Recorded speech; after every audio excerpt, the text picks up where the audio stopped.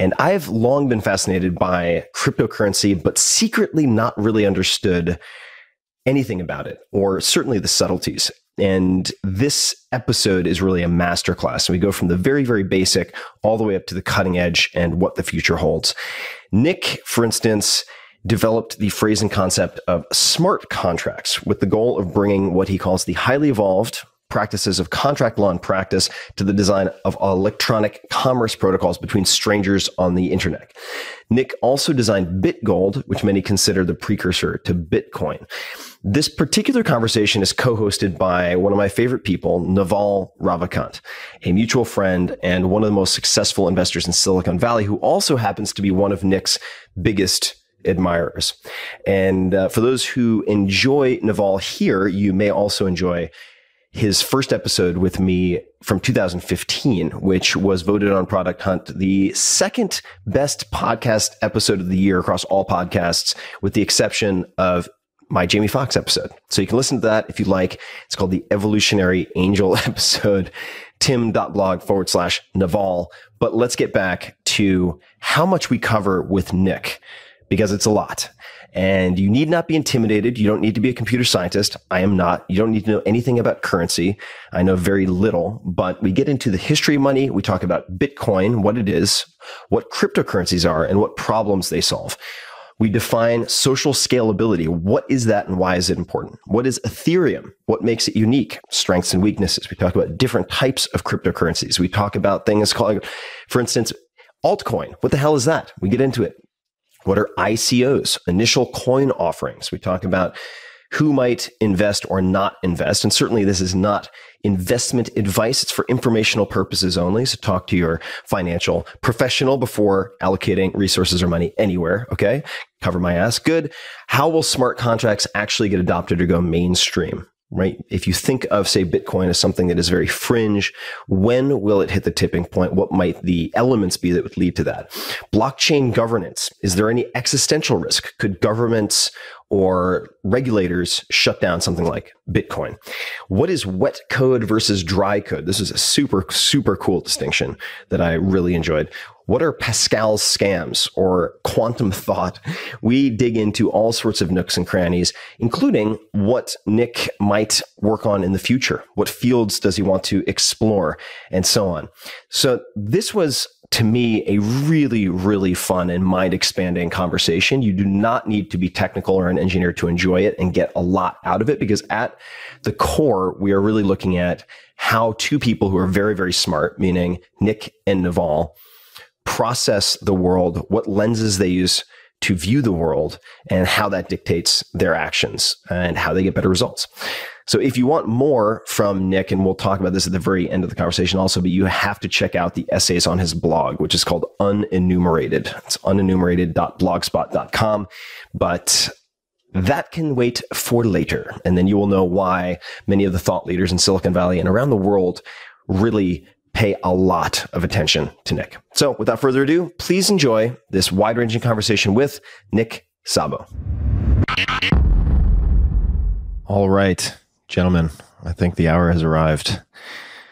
Naval, welcome back. Thank you. It's good to be back once again. Nick, pleasure to meet you. Nice to meet you. And I'm very excited and also intimidated by the conversation we're about to have. As context for people listening, we're going to delve into some subjects I have an acute interest in, but extreme ignorance of. So I will let Naval do a lot of the driving. And I figured the place we could start is at the beginning, at least where you guys met. So how did you two first connect? Yeah, like most of my close relationships these days, I formed them on Twitter. And I think of Twitter as the place where I go to have a great conversation when I can't have one locally, which seems to be all the time. And the more time that I spend on Twitter, the more I sort of curate this incredible group of very intelligent people that I just get to know purely through the quality of their thoughts. And so I think when I was getting into cryptocurrencies and blockchains, doing my homework on it, I stumbled across a blog called Unenumerated. And maybe Nick can go into what the origins of that word are. But it was obviously written by a polymath, someone who wrote about everything. I got into the blog, and then I started following the author, which was Nick on Twitter, retweeted a few of his tweets, and got into little bite-sized 160-character conversations, and here we are. How is that relationship developed? In other words, how are we here today? And you could take a stab at that. Yeah, Nick's going to do plenty of talking, so we can certainly have him chime in. But if you want to lead us to how we ended up here today. Yeah, I mean, it was just more and more tweeting back and forth, reading Nick's articles. There's one that he put up recently around social scalability, which I thought was literally mind-blowing. Like, I thought I knew a lot about cryptocurrencies, but it really just helped me reframe what I knew in a better mental model. You know how Charlie Munger talks about mental models? So I've actually picked up at least 4 or 5 mental models from Nick, which I think is more than I may have from any human being other than Charlie Munger. I was tweeting out sections of that article. Then somebody said, well, Nick and Naval should do a podcast. And I was like, well, they'd never do a podcast with me. And then Nick said, sure, I'll do a podcast. So here we are. Nick, could you maybe help us with some definitions? So cryptocurrency, there are a number of other words that are going to come up a lot. And these are words that I feel at many dinner parties in, say, Silicon Valley, people will not ask about because they're afraid they're the only ones at the table who don't actually know how to define it. But since I can't play the part of knowing what I don't know in this case, what is cryptocurrency? And how did you become interested in it or start thinking about it? Cryptocurrency, as the name suggests, is protected by cryptography. And in particular, the modern cryptocurrency like Bitcoin and Ethereum and so forth are protected by, their integrity is protected by cryptography, a structure called a Merkle tree that you can think of it as a fly getting trapped in amber. If you say, I shot JFK, and then put it through this process of the Merkle tree, putting it on the blockchain, then it's there. You can't, and you've signed it with your private key, then you can't later deny, oh, didn't say that. That allows you to like make a statement, you know, I'm paying such and such amount of Bitcoin to somebody else, and then put it there after a few cycles called block times, which take about 10 minutes each. It gets exponentially more difficult to deny or take back that this transaction took place. How did you first begin thinking about these types of constructs, or any of this really? Where did the interests begin? Well, we had a group called the Cypherpunks back in the 1990s, Tim May and Eric Hughes and John Gilmore and so forth. And Tim May had, so partly this is political, that Tim May had a vision of Galt's Gulch in cyberspace. So if any of your audience are Ayn Rand fans, they'll recognize the reference to Galt's Gulch as this place you can go to get away from things and do your business without outside interference. In the book, that was like a physics fantasy, but Tim goes, well, we have strong cryptography now, so we can do that. And I thought, well, yes, but you still want to do things like enforce contracts and protect property and so forth. So I started thinking about, and to some extent, some other people started thinking about how to apply computer science to protect your business in cyberspace. This bleeds into, I did just enough reading to hopefully have questions to ask. I didn't want to read so much that I left out basics, fundamentals for people. Cryptography. If most people think that, or they hear that word, maybe the exposure they've had is watching a movie that involves an Enigma machine or something like that. But what is cryptography? The original cryptography is if you saw that movie, is keeping secrets. In this case, in that movie, the Nazis failing to keep secrets from the British and Alan Turing because their cryptography wasn't strong enough. But these days, you have really strong cryptography. So breaking it in that brute force manner, like they broke the Nazi codes, is pretty unlikely these days. There are some other things you can do, like take people's private keys and so forth. But the brute force attack doesn't work anymore. I mean, there are some old ciphers where we're starting to work, but as long as you have the latest stuff like Bitcoin does, then you're fine. Yeah, I would say it's like basically keeping secrets through mathematics.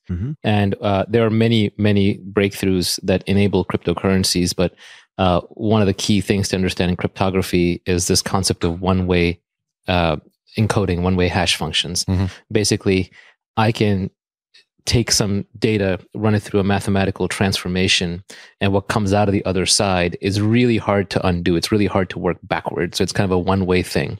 So is when people send encrypted email through, say, PGP or something like that, is that an example of that? Yeah, basically what I've done. So in the old days, if I was encrypting something, we would both have the same key, right? And so, or I would have a key that I would take your key, I would encrypt with your key, send it to you. You have the key, you can decrypt with the key. But the problem was, how do I figure out what your key is? How do I figure out how to encrypt it? And because your key can both encrypt and decrypt. So if I had a hold of your key, then I could open the message. Right. So it was very unsafe to transmit that key. And so one of the innovations that came along was this idea of splitting the key into a public key and a private key. So private key is what you hold on to that can decrypt and encrypt stuff. Your public key, on the other hand, other people can encrypt to it for you, but they can't use it to decrypt your stuff. It's a write only. It's a write only. Yeah, it's a one-way kind of thing. So, I mean, this is probably beyond the scope of this discussion, but it's worth digging a little bit into what are called one-way hash functions and public keys and private keys, because they underlie a lot of cryptography. And they seem like complicated concepts, but they're not that complicated. And I would argue this is one of those mental models that you kind of have to figure out to start operating the modern technological world. But cryptocurrencies essentially use these one-way hash functions to make statements like, I gave Tim $10, right? So if I said, I gave you $10, normally we need a central authority to verify that. Like the bank has to verify that, and the central bank has to verify it. Well, this leads to the question of, and I'm not going to interrupt beyond this, but why create cryptocurrency? Why is it important? What are the benefits? Yeah. So, I mean, one huge benefit is we don't need anymore a trusted third party to verify that transaction. We can do it in the cloud through a distributed network, which is kind of what the cryptocurrency does. But I'll let Nick talk more about this, but he had a great quote that I think is very relevant, where he said, this is the dawn of trustworthy computing, right? Because before this, computers are kind of untrusted. Like if I send you money from my computer to your computer, we're really relying on Visa and the banks and a bunch of intermediaries just actually say, yes, the money got to you and the money is no longer mine. But computers don't like to operate like that. Computers, computer code, especially stuff that's running in the cloud on its own, shouldn't have to rely on an offline wet meat space institution to enforce that kind of thing. So cryptocurrencies take the concept of money and they take it native into computers, where everything is settled with computers and doesn't require external institutions or trusted third parties to validate things. Just to try to paraphrase that for my own understanding. So in other words, you don't have to say, trust a stranger to do something. You don't have to trust a central authority to be the arbiter of whatever decisions end up being made or implemented. It's built into the technology itself. Yeah. Why is cryptocurrency important to you? So it's important for, I think, the partially political reason to gain more independence of your life from these institutions. And it just creates new capabilities. Like somebody now in Guatemala can base somebody in Canada without using an intermediary in New York City or something. That's just greatly advantageous for global commerce, I think. Yeah, so if I can just dig into that a little bit more. Definitely dig in. I also, at some point, because this word has plagued me for a few years now, blockchain. I do not know what it means, and I don't know why it's called blockchain. I actually thought Nick's earlier analogy of a fly getting trapped in amber is kind of brilliant. Like if you see a fly in amber and it's got, a millimeter of amber around it, well, that could have been done yesterday or, like a year ago. But if you see the fly is trapped in a huge block of amber, it's been there for a long, long time. It's been accumulating. So a blockchain is a series of blocks. Each block is a series of computations done by computers all over the world using serious cryptography in a way that's very hard to undo. So each block is like another thin layer of amber. I see. And the chain of blocks represents the depth of that amber, how long that fly has been trapped in, and therefore how you can trust that honest signal. Anything deep down in the blockchain is mathematically, cryptographically, and just economically impossible to undo. Got it. Okay. Actually, I shouldn't use words like impossible in cryptography. It's always improbable. That's highly improbable. Yeah. What are some other core concepts that people should understand just as the cryptocurrency 101 or currency 101? I mean, depending on where we want to go with things. I even want to start with what is money? Right? Sure. Because we're throwing around the word currency and money, and people talk about gold and store of value. And, Nick actually created BitGold, which was, some would argue, a critical foundational predecessor to Bitcoin. Bitcoin had an additional breakthrough or two that it implied that Bitgold did not, but Bitgold was the giant on whose shoulders Bitcoin stands. And Nick also created both the phrase and the concept and the theory behind smart contracts, which we're now starting to hear about in the context of other cryptocurrencies like Ethereum. But I think we should just, this is a complicated enough topic that it's worth just starting with, like, what is money? If you ask 10 people on the street what money is, you'd probably get 10 different answers. Sure. So I think it's important just to be rigorous about that. Yeah, and if you ask a lawyer, you'll get an answer that's radically different than if you ask an economist as well. If you ask a lawyer, they'll say something like an official government currency. So, of course, Bitcoin and gold, you can't write checks for those because those are not legal official government currencies. So that's the kind of narrow modern legal definition. Economists use the definition of medium of exchange, which is a much broader definition, but that also assumes that, the only important transactions are people exchanging things, which in our modern economy is a good assumption. But if you actually go back to the origins of money, which I've liked to study, you find things like inheritance and compensation for injuries as equivalent to a modern lawsuit, but not necessarily with governments and courts, more like wars to enforce the verdict. And bride wealth, there's certain fitness critical to Darwinian fitness that other animals can't do that humans can. And that form of, I like to call it collectibles, because now I've extended the definition of money far broader than probably any economist would want to. But so I call it collectibles. So it's very similar. So the Yurok Indians, for example, use shells and they would have tattoo marks on their arm. They were serious about their shells. They would have tattoo marks on their arm to measure the length of shells, and that told you the denomination, the value of how valuable that shell was, which corresponds to how scarce it was in nature. And they would use these for inheritance, for injury compensation, for bride wealth, and so forth. Yeah, so it sounds like, so I think the common theory is that humans have only been using money for a few thousand years, but I think some of the work you've done on origins of money shows that actually it's 100,000 years. Yeah, you can go back in the archaeological record, and it's a puzzle for 100,000 years in our Darwinian world that people lived in. Why people do something so frivolous as, adorn themselves with shell necklaces, yet those are among the most common artifacts, right up there with axes, practical axes that you can use to cut things in the archaeological record. Yeah. So, I mean, on the money thing, like, I've also tried to wrap my head around this. And as Nick said, economists would say it's a medium of exchange. As the historical record shows, it's a store of value. So even if you're not exchanging it, you just want to be able to store value. You may not want to store bread or rocks or houses, so you store or they may shells. be impractical to transport. Exactly. And then it's also a unit of account. So in other words, like, you have to denominate prices in something. I'm not going to tell you how many loaves of bread a car costs. So I need to be able to just pick a unit of account to do it. Don't judge. I only do that occasionally. So it is all of those things. And I think one of the places where people fall down on cryptocurrencies is they say, well, no one's using Bitcoin to buy anything right now. So it may not be fulfilling the medium of exchange function, but it may be fulfilling a different function, like store of value. It might be the Swiss bank account in everyone's pocket or in their mind, or it might be the defense against a Cyprus-style bank haircut. Or it could be the future that is here but not evenly distributed, right? Per Absolutely. William Gibson, you can go to Palo Alto to Copa Cafe and buy coffee with Bitcoin right now. Yeah, and within my social circle, there is a large group of people who will take Bitcoin as legal tender. Like, you can go to them and settle debts in Bitcoin, and they will happily take it. Or if you want to buy, say, scientific abstracts or articles from a Russian website, they may only take Bitcoin as well. Yeah, and it does seem a little bubbly, which is, you kind of say, well, it's only money because everyone believes it's money. But one definition I really liked of money is the bubble that never pops. So if the tulip bubble had never popped, we'd probably be dealing in tulips today. Now, it popped for fairly good reasons, which is tulips make for lousy money. They're hard to store, they're hard to transport, they're hard to subdivide. But cryptocurrencies actually are the exact opposite end of that scale. They are easier to store, easier to transport, easier to subdivide, cheaper in many ways, and more defensible than almost any other form of money or gold or commodity. Now, what makes, since we're talking about money or currency, what makes money valuable?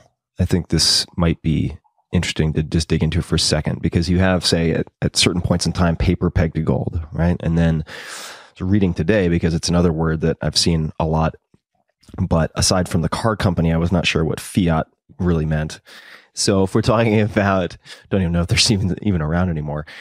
What distinguishes, say, cryptocurrency or makes cryptocurrency valuable? Is it the rarity?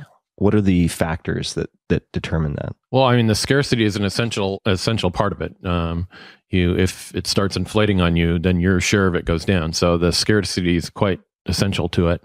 Other things are you want it to be easy and secure to store and transport, and Bitcoin has the advantage that you can send to people all over the world, and store it on a hardware wallet, which is a fairly secure way to store it. And the most important part of it. What is a hardware wallet?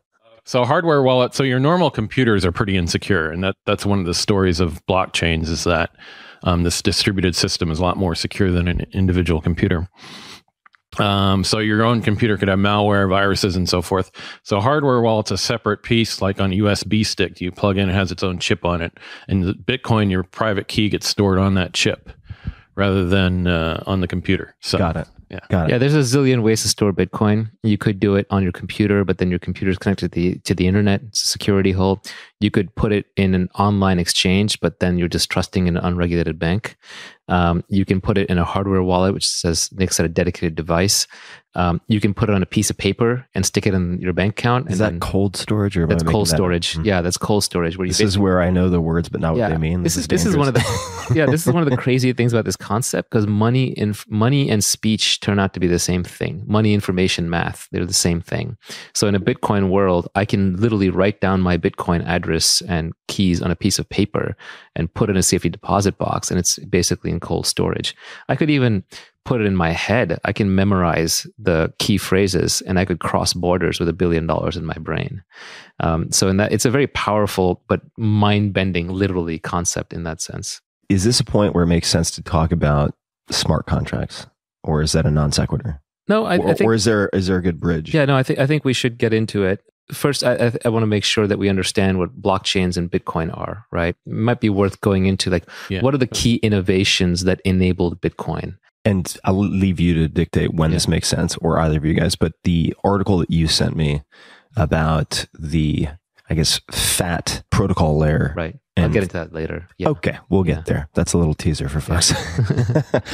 I'll let you lead it then. Yeah, so I think it's worth getting into what is the Bitcoin computer, right? Because there is basically, you can abstract and think of Bitcoin as running on a blockchain computer, and maybe Nick can take a stab at defining what it is. By the way, this is one of those things where I think if you ask 10 different people in cryptocurrencies what Bitcoin is and what a blockchain is and what a blockchain computer is, you'll get 10 different answers. Some people are more qualified than others. Well, it's also just, it's new. It's hard to figure out. These are very abstract concepts, ideas being turned into code, and Bitcoin is almost to computers what like quantum mechanics is to physics. It throws a lot of people in the field off. Well, it's also like quantum physics because you have a lot of well-intentioned hippies and new agey people who will misappropriate it and use it completely incorrectly. Absolutely. So not to say there are a lot of new agey hippie people getting into cryptocurrency. There might be, but I think you also have that. Yeah, it's just layers of understanding. I don't know how to write code for a Merkle tree. I don't know how to take apart a Bitcoin block and analyze it. So in some level, I'm still a new agey hippie trying to figure it out. Mm-hmm. But I think it's worth getting into what is the blockchain computer and how does it enable Bitcoin? I guess first of all, before I drop into that, another important concept to the architecture that hasn't been mentioned yet is replication. So there's thousands of copies of these things running on what are called full nodes all over the world. And those are servers? Right. So they're servers. They can be laptops or larger machines. But there are thousands of them running all over the world. So anybody who has a copy of this their machine can do a full validation for itself. And it's kind of the most secure way to run a cryptocurrency. Yeah, sorry to interrupt you, but basically what's going on is if I give Tim $10 and then Tim gives Nick those $10, the way we keep track of it is through a piece of paper, or in the old days with the Yurok Indians, it would be a shell of a certain measurement.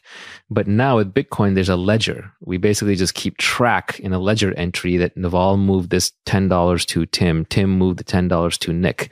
Now, the problem is who maintains the sanctity of that ledger? Can you just forge that ledger? So historically, the central bank wouldn't maintain the sanctity of the ledger, or the fact that you have a certain dollar bill with a serial number in it maintains the sanctity of the ledger. But now Bitcoin has the craziest answer you can imagine, but it turns out to work, which is everybody has a copy of the ledger.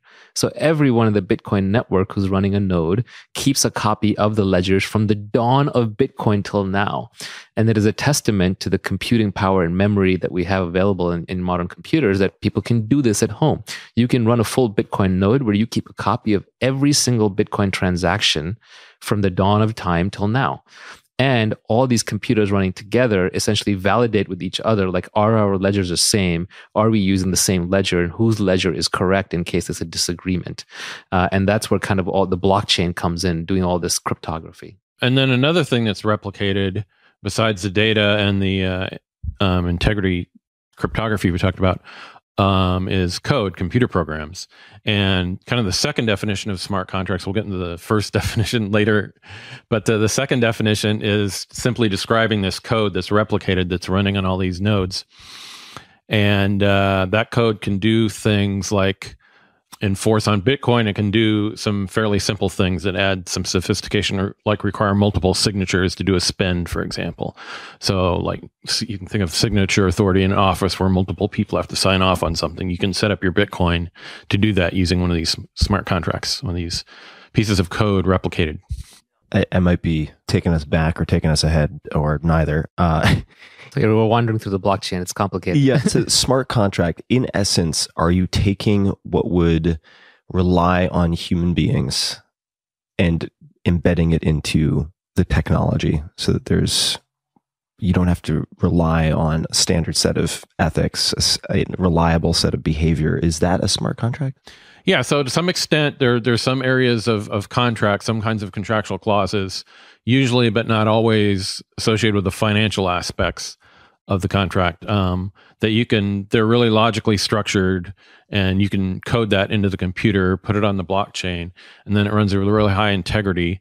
And that means that somebody in Albania can do a smart contract with somebody in Zimbabwe, and to the extent that they can formalize their deal mathematically through this logic code, they don't have to rely on the Albanian authorities or the Zimbabwe authorities. They can just do business directly. And you had a great term for this. This is getting into the dry versus wet code, right? So dry being computer-based, wet being potentially the legalese in the head of a lawyer in Albania, and the legalese in the head of a lawyer in Zimbabwe, which is going to be a whole just slew of mess potentially. Right. So I like to think all that legalese you see in a contract as a program that runs on the brains of a lawyer. It doesn't usually run on brains of normal people.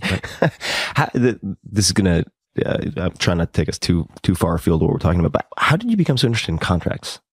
So it's part of, I guess, libertarian ideology, but it's also I went to law school, and it's also part of Law School 101, that property and contract law are the kind of the two fundamental building blocks of our commercial society. Yeah, so I was interested in how do you enforce those in cyberspace.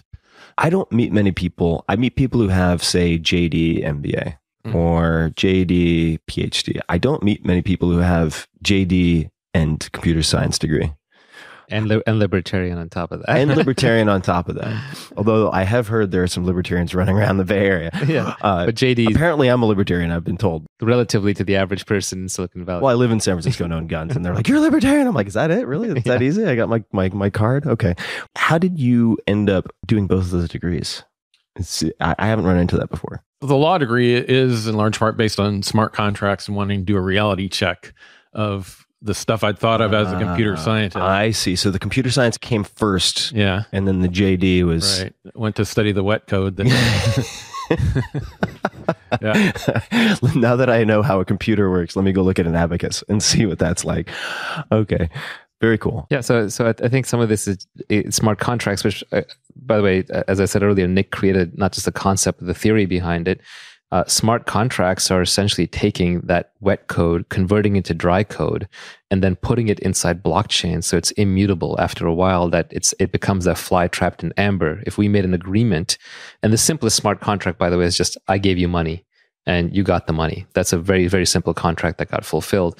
So, but you can put much more complex. So a contract is promise and fulfillment of promise. Or is there an easier way to think about it? Because when I think contract, I think of all these clauses, all right, termination, arbitration, term, etc. I think of all these because I look at way too many contracts. Now, so you can think of the primordial granddaddy of all smart contracts as the vending machine. So a vending machine, in contract law terms, it verifies a performance. You put in your quarter, and it verifies you put in the quarter through its mechanical. I'm talking about old-fashioned vending machines. It has logic in that says, okay, you put in a quarter, the soda costs a dime, so I'm going to give you a dime and a nickel back and the soda you selected. So you can think of writing this in a contract tediously, that if the party of the first puts in a quarter, the party of the second will give them back. But of course, you want to do this in a machine, right? Yeah. So don't give the lawyers any ideas. It's verifying a performance on the one hand. It's observing that somebody did their payment or their other performance of a contractual deal, and then on the other hand, it's automating a performance. It's dispensing the goods. So those are kind of the two basic things smart contracts can do. They verify somebody's performance. And they automate performance. Now, the third thing is if you have, and there's a bunch of stuff that's inherently wet. Most of the stuff that you can code into smart contracts as those two kinds of things are like payments and various financial conditions. You can do a lot of financial stuff like options and collateralized loans and so forth, futures. But for things that are inherently wet that nobody's figured out how to have the computer verify or automate the performance yet, you can invoke an arbitrator, a signature structure like multisig to have humans approve certain steps. In what would be an example of where you or someone else might want multisigs in that universe?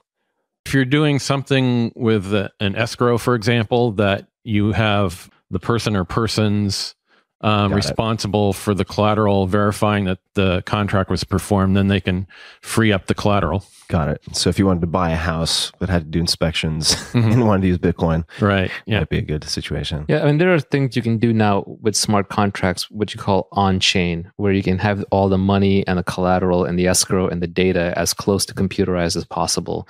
So the stuff that people are starting to do with smart contracts now is pretty mind-blowing. Can we talk about the article you sent me? I know it seems like it might not be the right. It was very helpful to me. Sure. So do you want to dig into? Yeah. So there's this concept of what Bitcoin and Ethereum and these other cryptocurrencies are doing is they're the new protocols. And what is a protocol? A protocol is kind of like now I'm going to get trapped in definitions, but a protocol is sort of how it's a standard for how computers exchange information.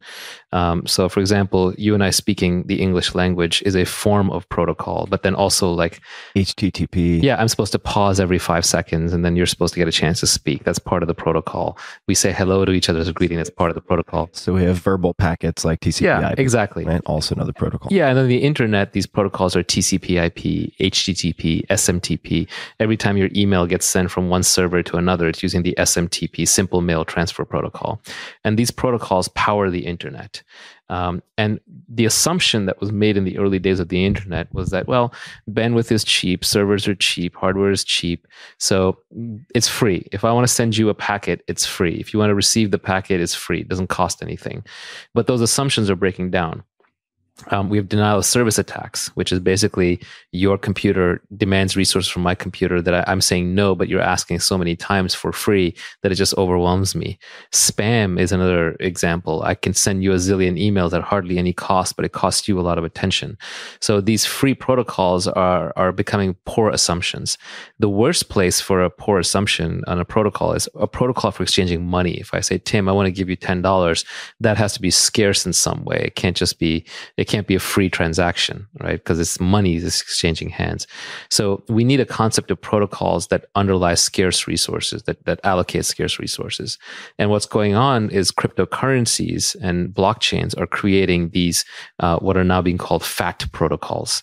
And we'll put an article in the show notes about this. But fat protocols are protocols that actually exchange scarce value, and they keep data in the protocol. They maintain data. That's the key piece, right? Or in a way. Yeah, there's two key pieces. One is scarcity, which is regulated by a token. So in the Bitcoin protocol, the scarce piece is the Bitcoin itself. And the protocol is about the exchange of money, and the token is Bitcoin. And then there's data that you can put in the blockchain. Like I could, for example, take an article that I wrote, I could hash it, the one-way crypto hash, put it in the blockchain, prove that it came from me, and then it gets trapped in the amber, again, like the fly, and no one can undo it later. And it's secured by the value of the blockchain. So these new protocols, these fat protocols, are very different. They're going to enable a new kind of internet that we did not have before. That's a thesis of kind of the fat protocol argument.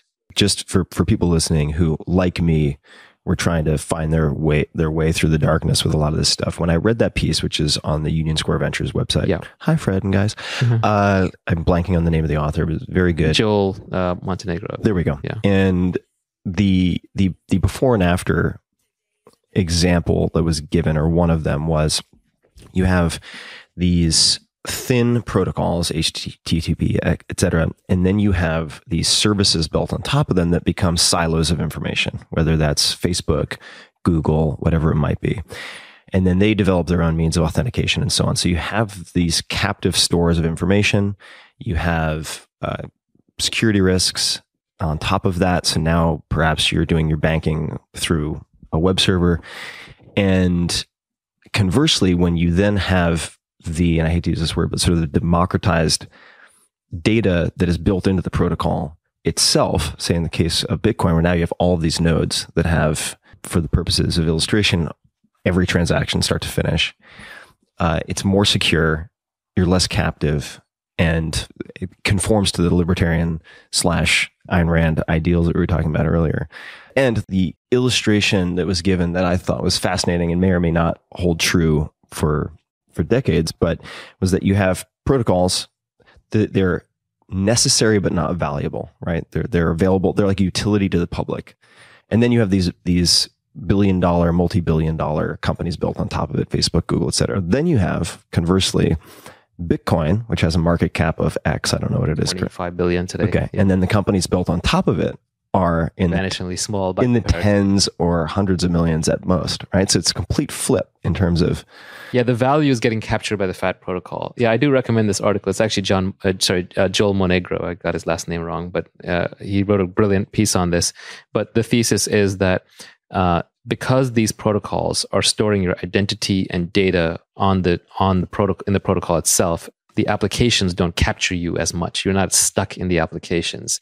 And the value is captured by the tokens in the protocol. Does that mean, this is just putting on the investor hat for a second, that people are going to be incentivized to just create more and more different types of cryptocurrency and then reserve to try to capture that? That's exactly what's happening. So I wrote a post on this called the Bitcoin model for crowdfunding. And this is a couple of years back. And I thought these things called app coins would show up, where for every application, rather than going and raising VC money, you just attach a token to it and you crowdfund it. And that's kind of what's happening now with what they call ICOs, initial coin offerings.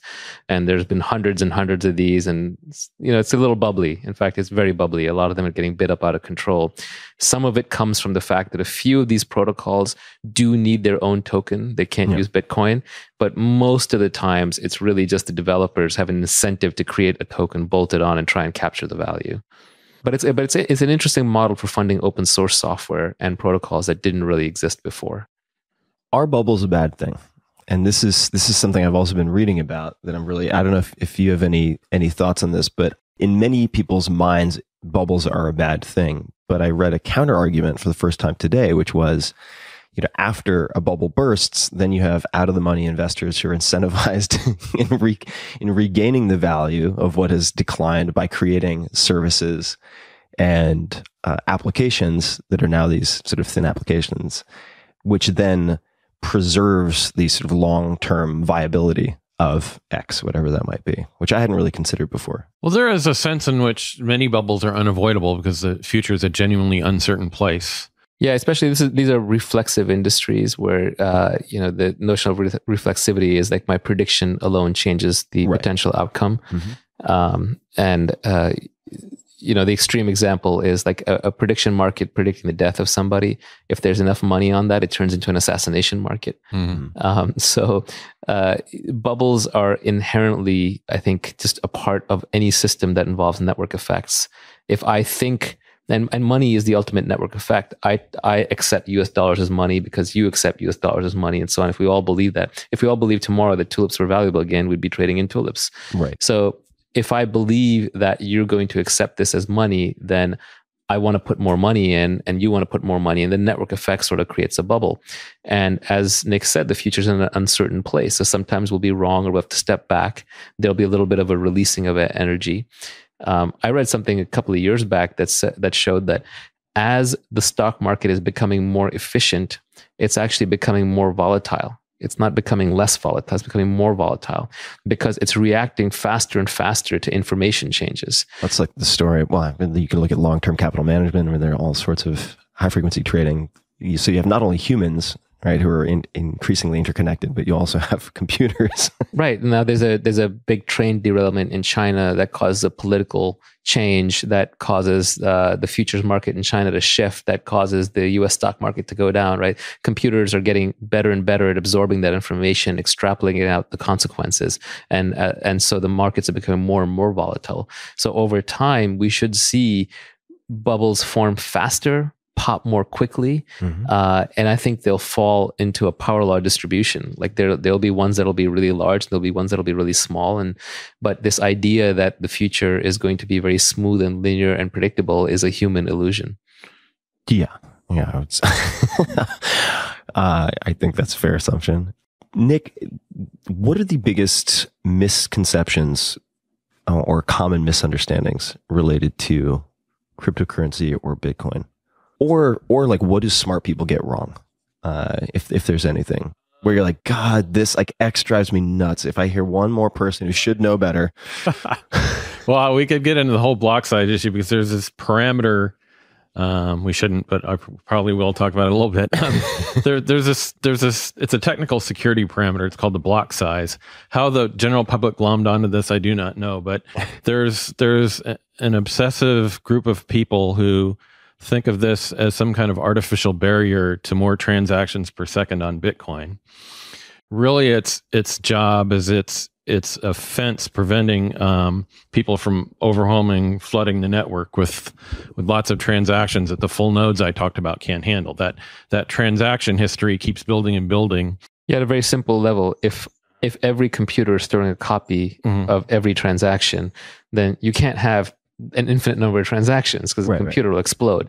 And so what you do is if you keep increasing the number of transactions too quickly, then you only allow a smaller and smaller shrinking set of computers to run the code, which reduces who's actually in charge of the security. Before you might have had 1 million computers, then you're down to 100,000 big computers. Then there's only a few thousand large players. Then eventually down to 5 people who can store the entire history. And then you're basically back to central banks. Right. So the debate is, should we keep allowing more and more transactions? Because what if everyone wants to buy a Starbucks using their Bitcoin? Or should we only limit it to very high value transactions and instead preserve the diversity of people who can run the code? Yeah, I mean, this shouldn't even be a public debate. It's like the public debating and voting on the graphite reactor setting or graphite settings that prevent a nuclear reactor from overheating and melting down. Right, let them debate the bike shed. Yeah, I mean, there are certain things you should let the engineers decide, and this is one of them. And for some reason, there's just a whole group of people who want to pull out those graphite moderator rods and have it going full steam. Yeah, one of the problems with the Bitcoin is that because a lot of people hold a little bit of Bitcoin, everyone has a financial incentive and they're all talking their own book and they get really emotional about it. Nick had this great tweet that I liked, said, best way to destroy your investment in Bitcoin is to gather an internet mob to go and redesign Bitcoin. Right. And that's a little bit of what's happening right now. Well, you were saying, before we started recording that a lot of you've you've never seen so many scientists be uncivil towards one another. Yeah, I think the worst Twitter is Trump Twitter, where everyone's getting outraged over politics all the time. But the second worst Twitter right now is blockchain Twitter, where you'll have PhDs from Cornell and University of Maryland and all kinds of credential places literally calling each other horrific names online, casting aspersions on other people's moral character, calling them trolls, dragging them through the mud, and they each have their little local tribal mob behind them over things like the block size debate, which, as Nick says, it's like changing the parameter settings in a nuclear reactor. Well, it's I mean, it makes me think of there are a bunch of sort of expressions that jump to mind. You're saying talking their own book. So the uninformed has to be very careful about asking a barber if they need a haircut, right? You need to know what the incentives are. Exactly. And I'm sure people have heard the expression.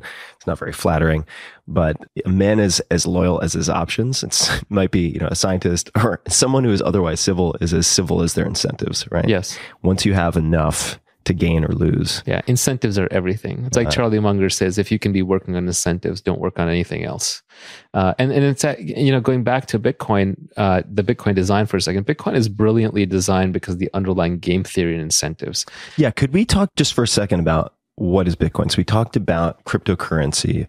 What made Bitcoin and what makes Bitcoin unique? If we could maybe talk about that. You can think about it in a couple layers. The most important and fundamental layer is the computer science layer where we prove that it would take 51% of the computational power, the hash rate, to attack this thing and do things like double spend. Basically changing that ledger, right? So it's like you can't change the ledger. The beauty is the fly and amber analogy is a great one because once you and I have done a transaction, the network has agreed on the transaction, going back and undoing it is nearly impossible. But while that amber is being laid down, there can still be some mischief. Right. So one of the big misconceptions of Bitcoin is that, well, if 51% of the computers in the network, which are run by people called miners, they're called miners. This is the old analogy, digging for gold. So they're digging for Bitcoin. But really what they're doing is they're laying down that amber. If 51% of these people collude, then does that mean they can go back and change the ledger? No, they can't change the existing ledger, but they can cause mischief with the current transactions or the current layer that's being laid down. It's one of the big misconceptions. So sorry to interrupt. Yeah, so that's one of the computer science limitations of it. And the other one is doing software upgrades. Software upgrades kind of change the rules even more so. Yeah. And so those two things end up getting, especially the software upgrades, end up getting very politicized.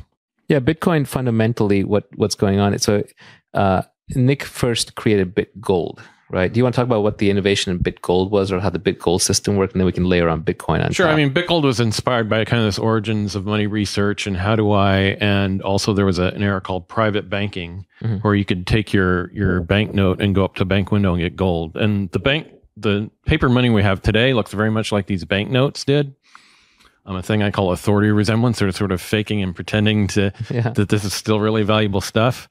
And the illusion works apparently for the most part, but they used to work very differently. You used to be able to go up to a window and get actual gold for your paper. Yeah, now it's just tulips. It's just green flattened tulips. Yeah, it was debt. Now it's just the paper itself. You got to just trust the paper itself in the Federal Reserve. But in any case, I was inspired by what people... Which is a fiat currency. I never actually defined Right. Fiat currency is just a paper that's backed by nothing. So before it was shells, then we went to gold, then we went to gold-backed paper, and now we're down to just paper.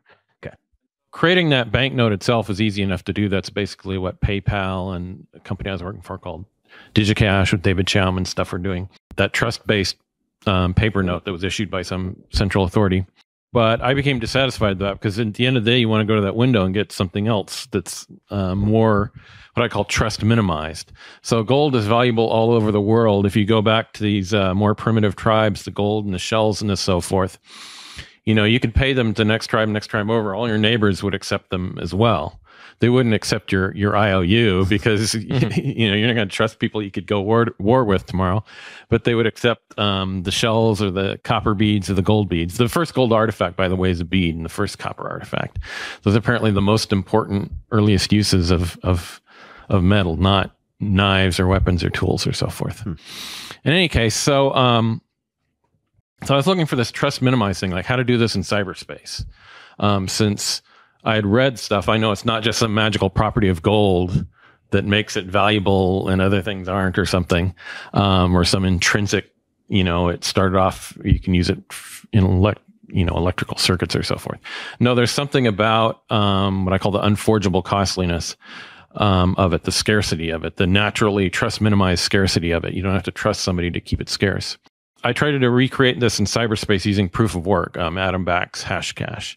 And so basically the BitGold design did that, and then it used a replication technique, which had originally been developed. Can you explain that? I apologize to backtrack, but the proof of work, what do you mean by that? Okay, so proof of work is a mathematical puzzle, a computation that the computer does that says, okay, you have to solve this, and we know from computer science it'll take so long to solve. But we also know from computer science that it's a kind of a problem that you can improve the hardware, which is why everybody designs specialized hardware for it. Got it. Now, because unlike normal cryptography, that's not even unlike normal cryptography in that way, but it's something that you can do a lot faster if you have hardware. Proof of work is basically you have to you have people here who are basically laying down the layer of amber on the fly, right?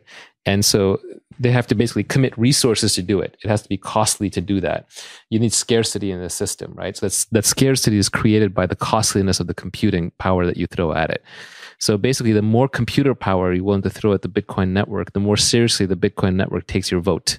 Mm-hmm. And we have to know your computing power is dedicated to the Bitcoin network. It's not, off surfing the internet or doing something else. So you have to commit it to doing work just for the Bitcoin network. And the proof is through mathematical functions. Got it. So you basically have puzzles to solve. The Bitcoin network, the algorithms, give the computers puzzles to solve. If the computers solve the puzzles, they can prove that, yes, I put economic value, time, heat, power, computation into solving this problem. So now I get a vote on what the ledger looks like, and I get a chance to be paid in coin. So this is what the miners do. The miners do the work to secure the network using computers. They provide that proof to the network. The network pays them in new coins that it's minting. Got it. Anyway, so now Satoshi had an innovation where he uses this proof of work as part of the security. And for people who don't know, who is Satoshi? Who that name? Well, it's some unknown character out there that has disappeared. Yeah, or group. Yeah. Whoever created Bitcoin, obviously built on Nick's work, built on Hal Finney's work, Way. There were a couple of great computer scientists who did this work. But whoever actually built the working implementation, because I think, Nick, you had the theory of BitGold, but you're not a serious enough programmer to create BitGold. Well, I'm a serious programmer, but I was didn't get around to programming BitGold. So yeah, it was a design. And so whoever created Bitcoin, probably a group, because it looks like a very sophisticated effort, did it pseudonymously or anonymously. And the name that they used was Satoshi Nakamoto. BitGold was designed on the theory to use this proof of work as a what I call unforgeable costliness, or to constrain the supply curves. It's scarce. And Satoshi's big innovation was let me backtrack and describe a little more BitGold. So there's a protocol designed to keep airplanes from crashing, because you don't want your computer to go crash on an airplane and cause the airplane to crash, right? You want your computer to be able to crash an airplane without the airliner itself going down. So what you need is to distribute this around. So you have several chips all around the airplane, and then they talk to each other. And then if they get contradictory information, they do what you might call voting. They'll take the majority and consider that to be the correct one. And that turns out to be, they mathematically prove that this was the optimal model given those assumptions, that how many chips there are and so forth. And this is called Byzantine consensus. So I took that and used it for this replication business, to replicate the data around, the ledger around, with a Merkle tree for the transaction history and so forth.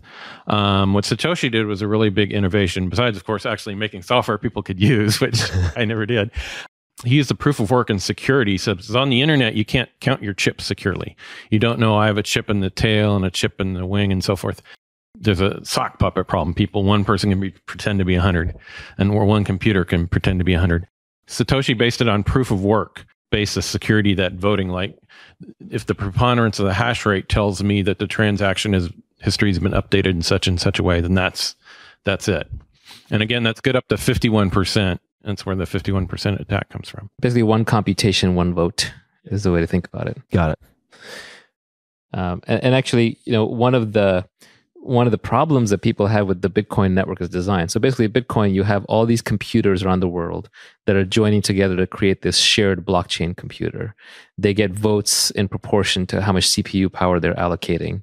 They vote on what the valid transactions are that then go into this ledger and get sealed in the amber of the blockchain.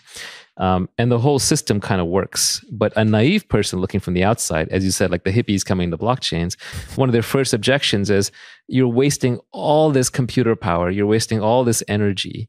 You're wasting all this network resources because they're constantly chatting with each other on the network. These computers are broadcasting packets to each other all the time.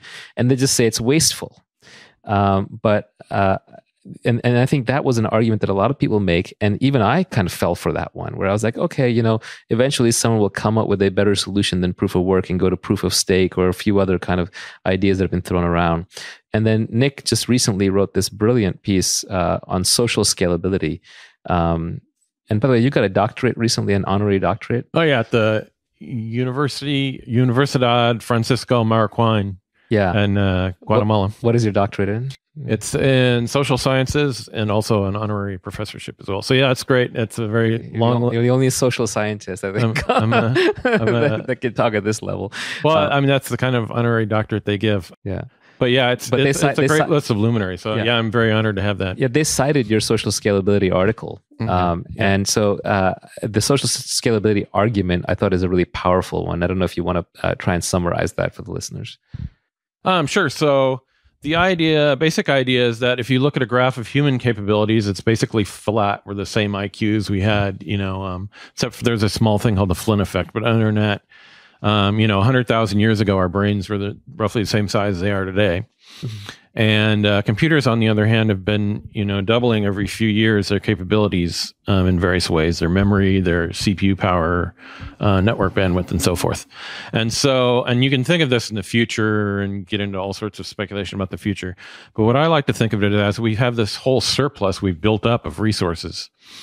And yet we're still doing things institutionally with armies of bureaucrats and stuff, very similar to what we were doing, when computers were, 1,000th of the power they are now, or 1,000,000th of the power they are now. Yeah, or what they were doing in the Mongol Empire. Yeah. So in any case, can we do some substitutions? Can we take advantage of this great surplus? So computer scientists and engineers are normally trained to optimize the machine, make the machine itself really efficient.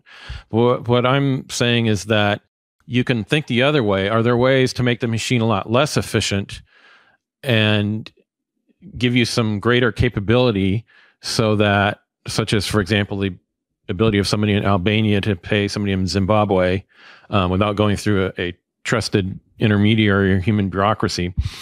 Ways to do that, even if they cost a lot more and look really bad to an engineer who likes to think about efficiency. And Bitcoin's a great example of that. It's a proof of work as part of its security, and in my mind, to create that scarcity. Yes, stepping back for a second, what separates humans from other animals is that we are social across genetic boundaries.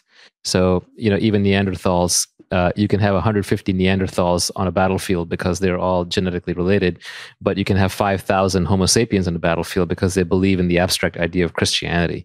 Right. And they can communicate that story to each other. Right. And so Bitcoin enables a form of social scalability where it allows now humans who don't know each other, who don't trust each other, who may never see each other again, and don't even reveal their identities or locations to each other, to still transact securely, not just with money, but also with contracts. Any complex logic they can dream up, that they can code up, they can do it through this very slow and very inefficient computer, but it removes all these layers of humans, bureaucrats, and toll takers from the operation.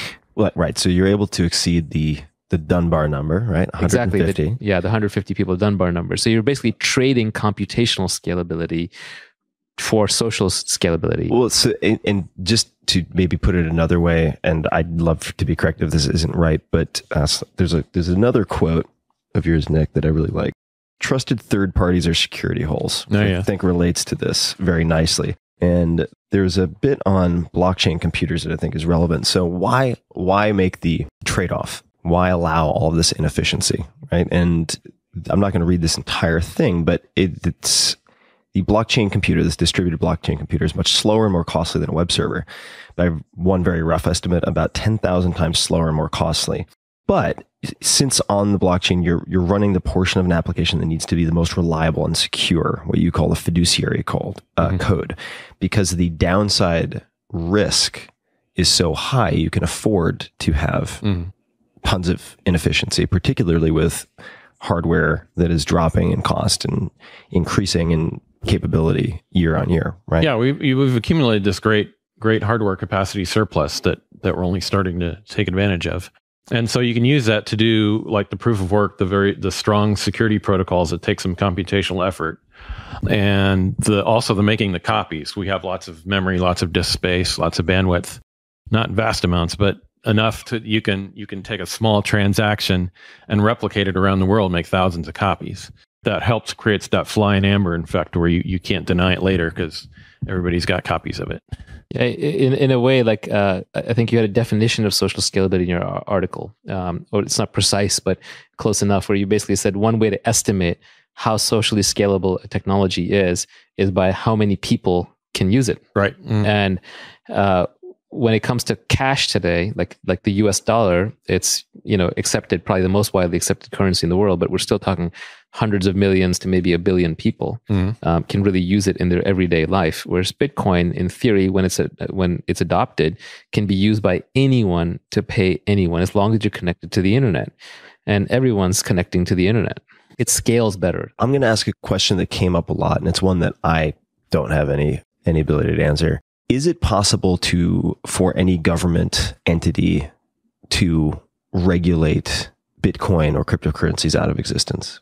If so, where would you put the likelihood of such a thing happening or being able to be implemented? Well, I mean, because these copies are all over the world, they're never going to get rid of these copies. Somebody's always going to have the transaction history and can start it up again. Yep. So that, in a sense, makes it very difficult to regulate. There are easier parts of it to regulate, such as the exchanging of fiat currency, your local currency, to Bitcoin and back and forth.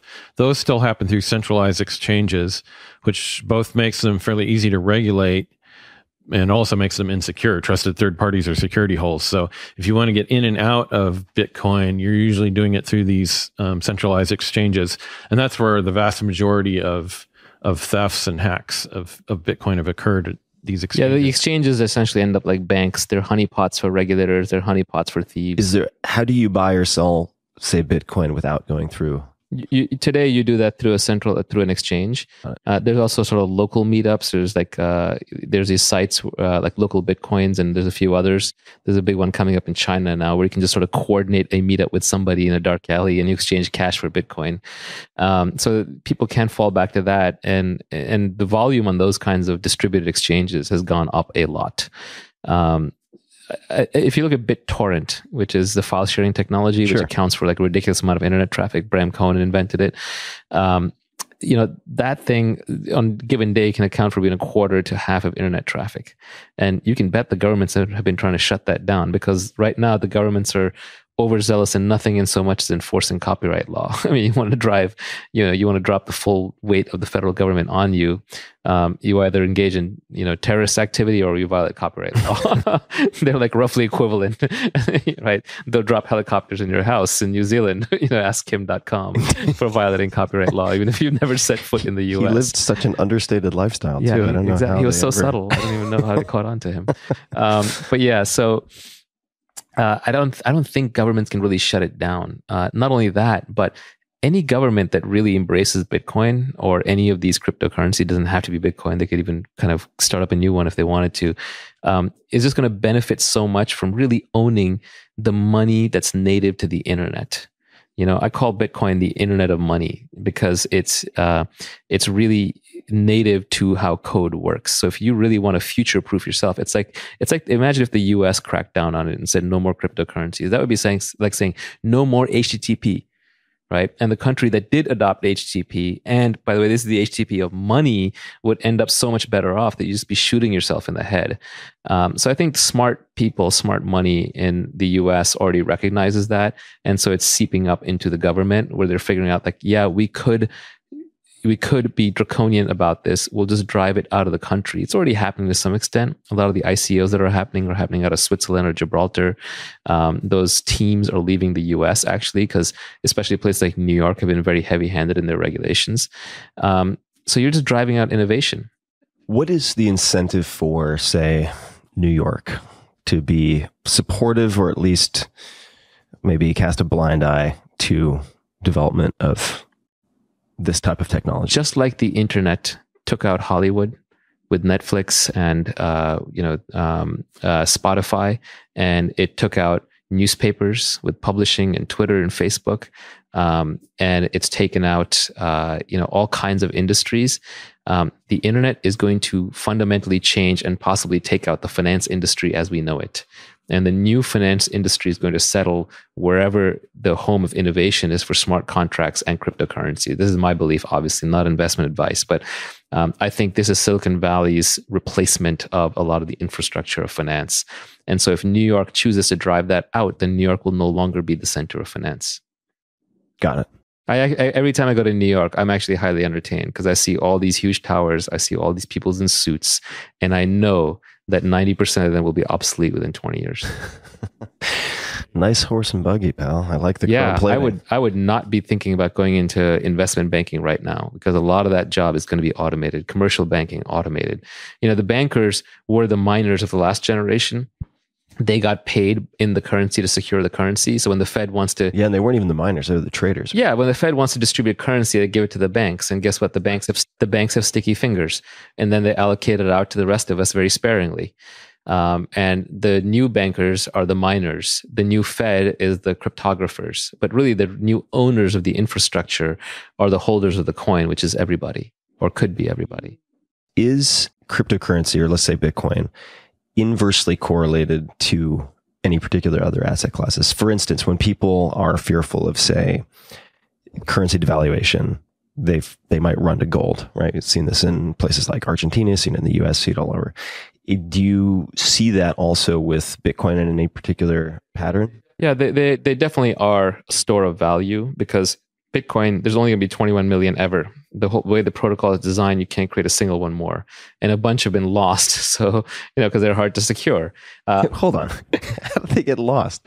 Well, you could lose your key. So you I see what you're saying. You come up with some really complicated... You forget your goddamn Or number. You're trying to defend it. You're trying to hide it from hackers. So you come up with some really elaborate scheme on how to secure it, and then you lose it. Or people have lost the computer that it was on, So have you heard any catastrophic stories? Oh, sure. There's stories of people with digging through garbage dumps with bulldozers trying to find that old computer, which they threw out, which had 10,000 Bitcoin on it. And you need a good hardware wallet that makes encrypted backups, so that you're neither stolen from nor lose your key.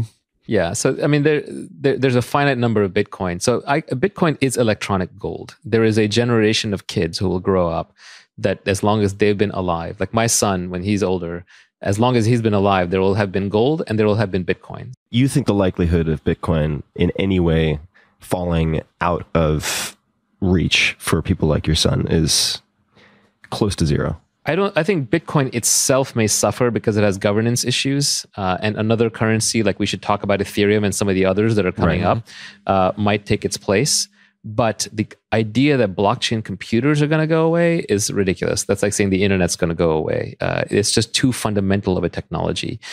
Barring a total mathematical breakthrough that obsoletes all encryption, which would also be the end of the commercial internet as we know it, I think that some kind of blockchain computer will dominate currency, store of value, contract law, and any kind of financial instrument, prediction markets, all kinds of things in the future. So to my kids, they will choose electronic gold. They will choose BitGold and its successors over real gold. Nick, this is another one of these words that comes up at dinner parties and various conversations, and I kind of nod along because I'm embarrassed to ask questions, fearing I'm the only one at the party. Kind of like everybody goes to summer camp and they all miss their mom, but no one wants to talk about it and admit.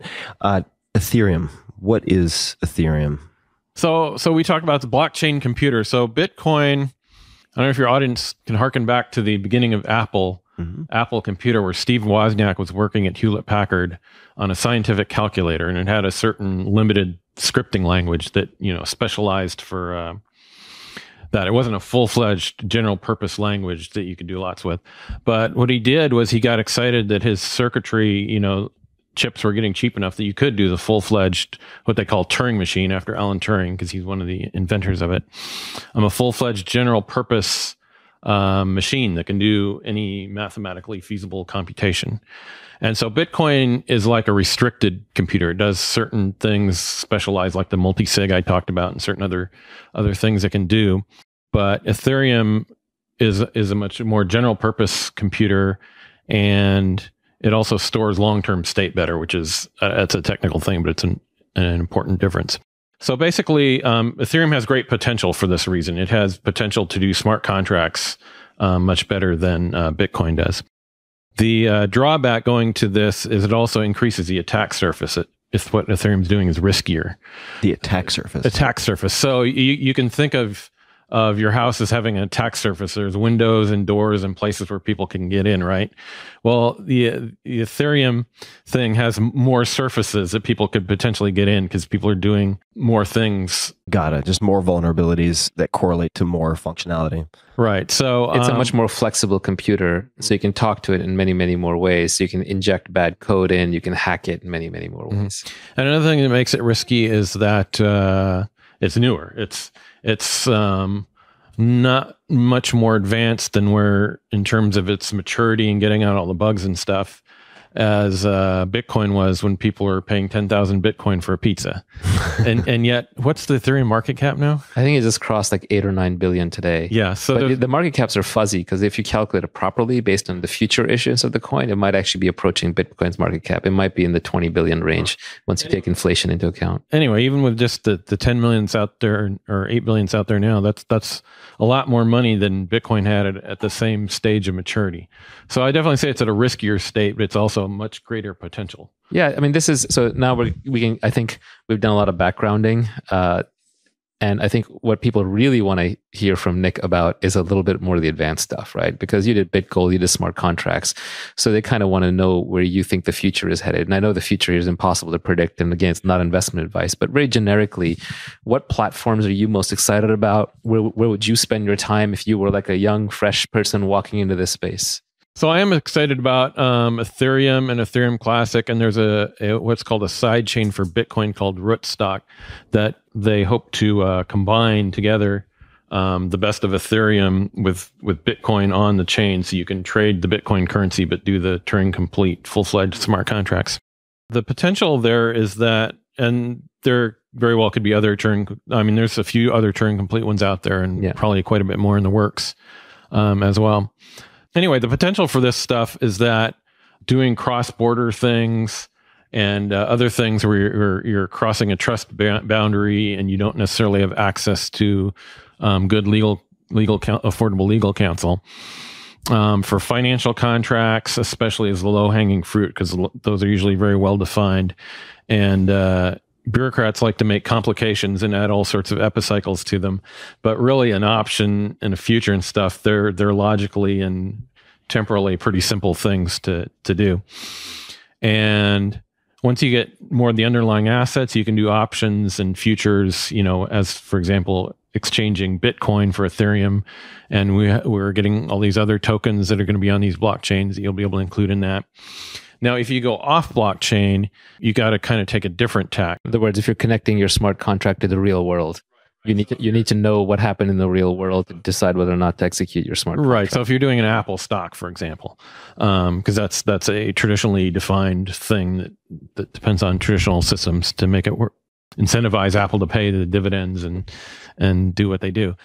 In any case, if you want to do that, then all of a sudden you're back in the traditional financial world. And the traditional financial people know that. Right now, there's like a cultural disconnect that Bitcoin people have a really cool technology, but they hate the people in the financial community and don't want to talk to them, don't want to learn from them. And same to some extent with the Ethereum people as well. And on the other hand, the financial community people hate and don't understand blockchains and cryptocurrency. In fact, there was this whole bunch of very dubious startups that raised a bunch of money to do things they call blockchains that were They didn't have blocks. They didn't have chains. They didn't have the security I was talking about. But the marketing people wanted to call them blockchains. They could pretend to be like Bitcoin, and with the price going way up. $50 million in financing later. Yeah. Are these like most of the private blockchain companies? Yeah, I'm not going to name names, Okay. but yeah. Yeah.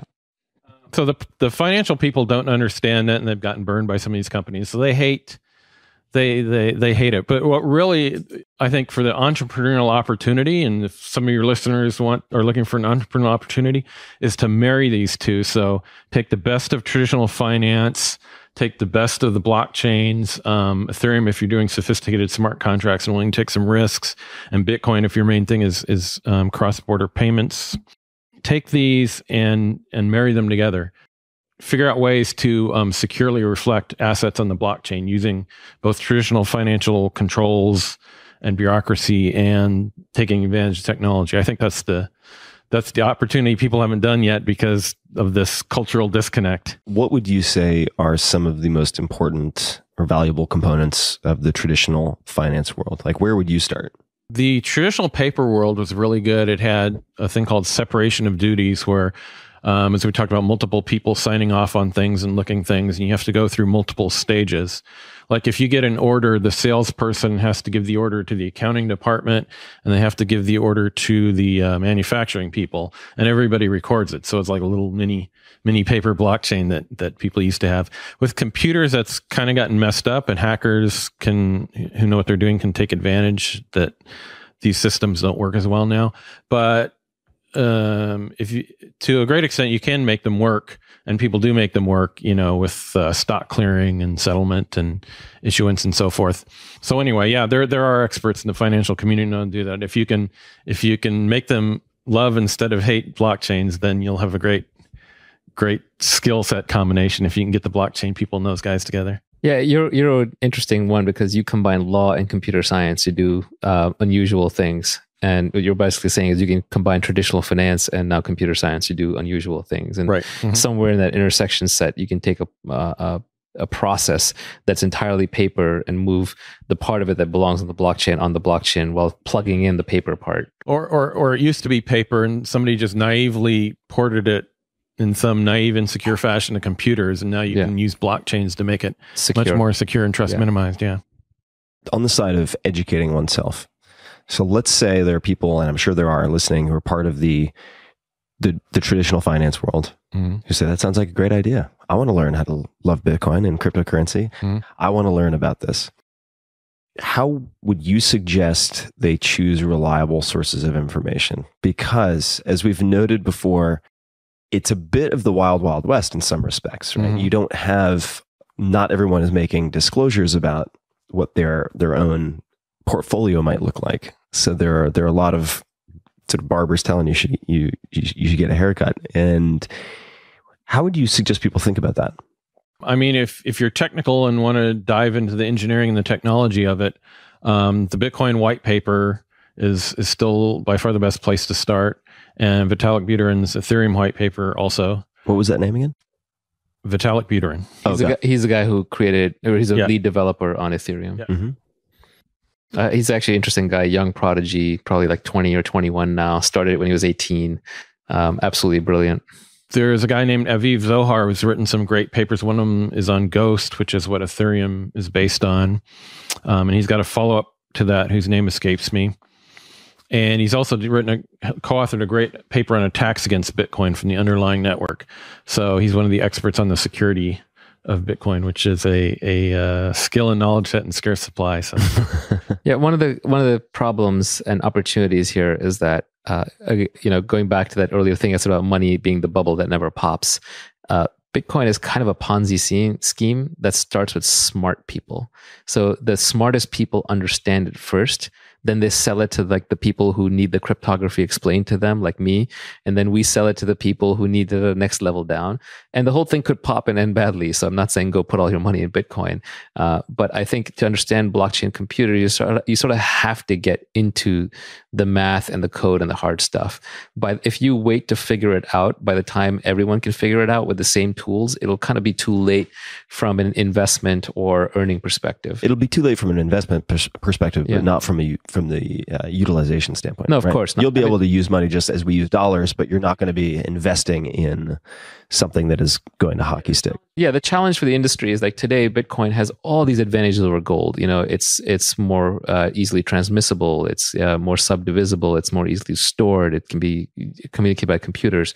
But to the average person, that means nothing. What they need to experience is they need to receive some Bitcoin in a transaction, and then send some Bitcoin transaction, and have that experience be so much better than every other experience they've had with money or with gold. And the tools just aren't there yet. Like right now, securing your Bitcoin for yourself is still difficult. The hardware wallets are getting better, but it's still kind of a nightmare. So I think the industry still has a decade of work to do to make cryptocurrencies live up to their potential. And the idea space is so large, and there are all these companies working on it.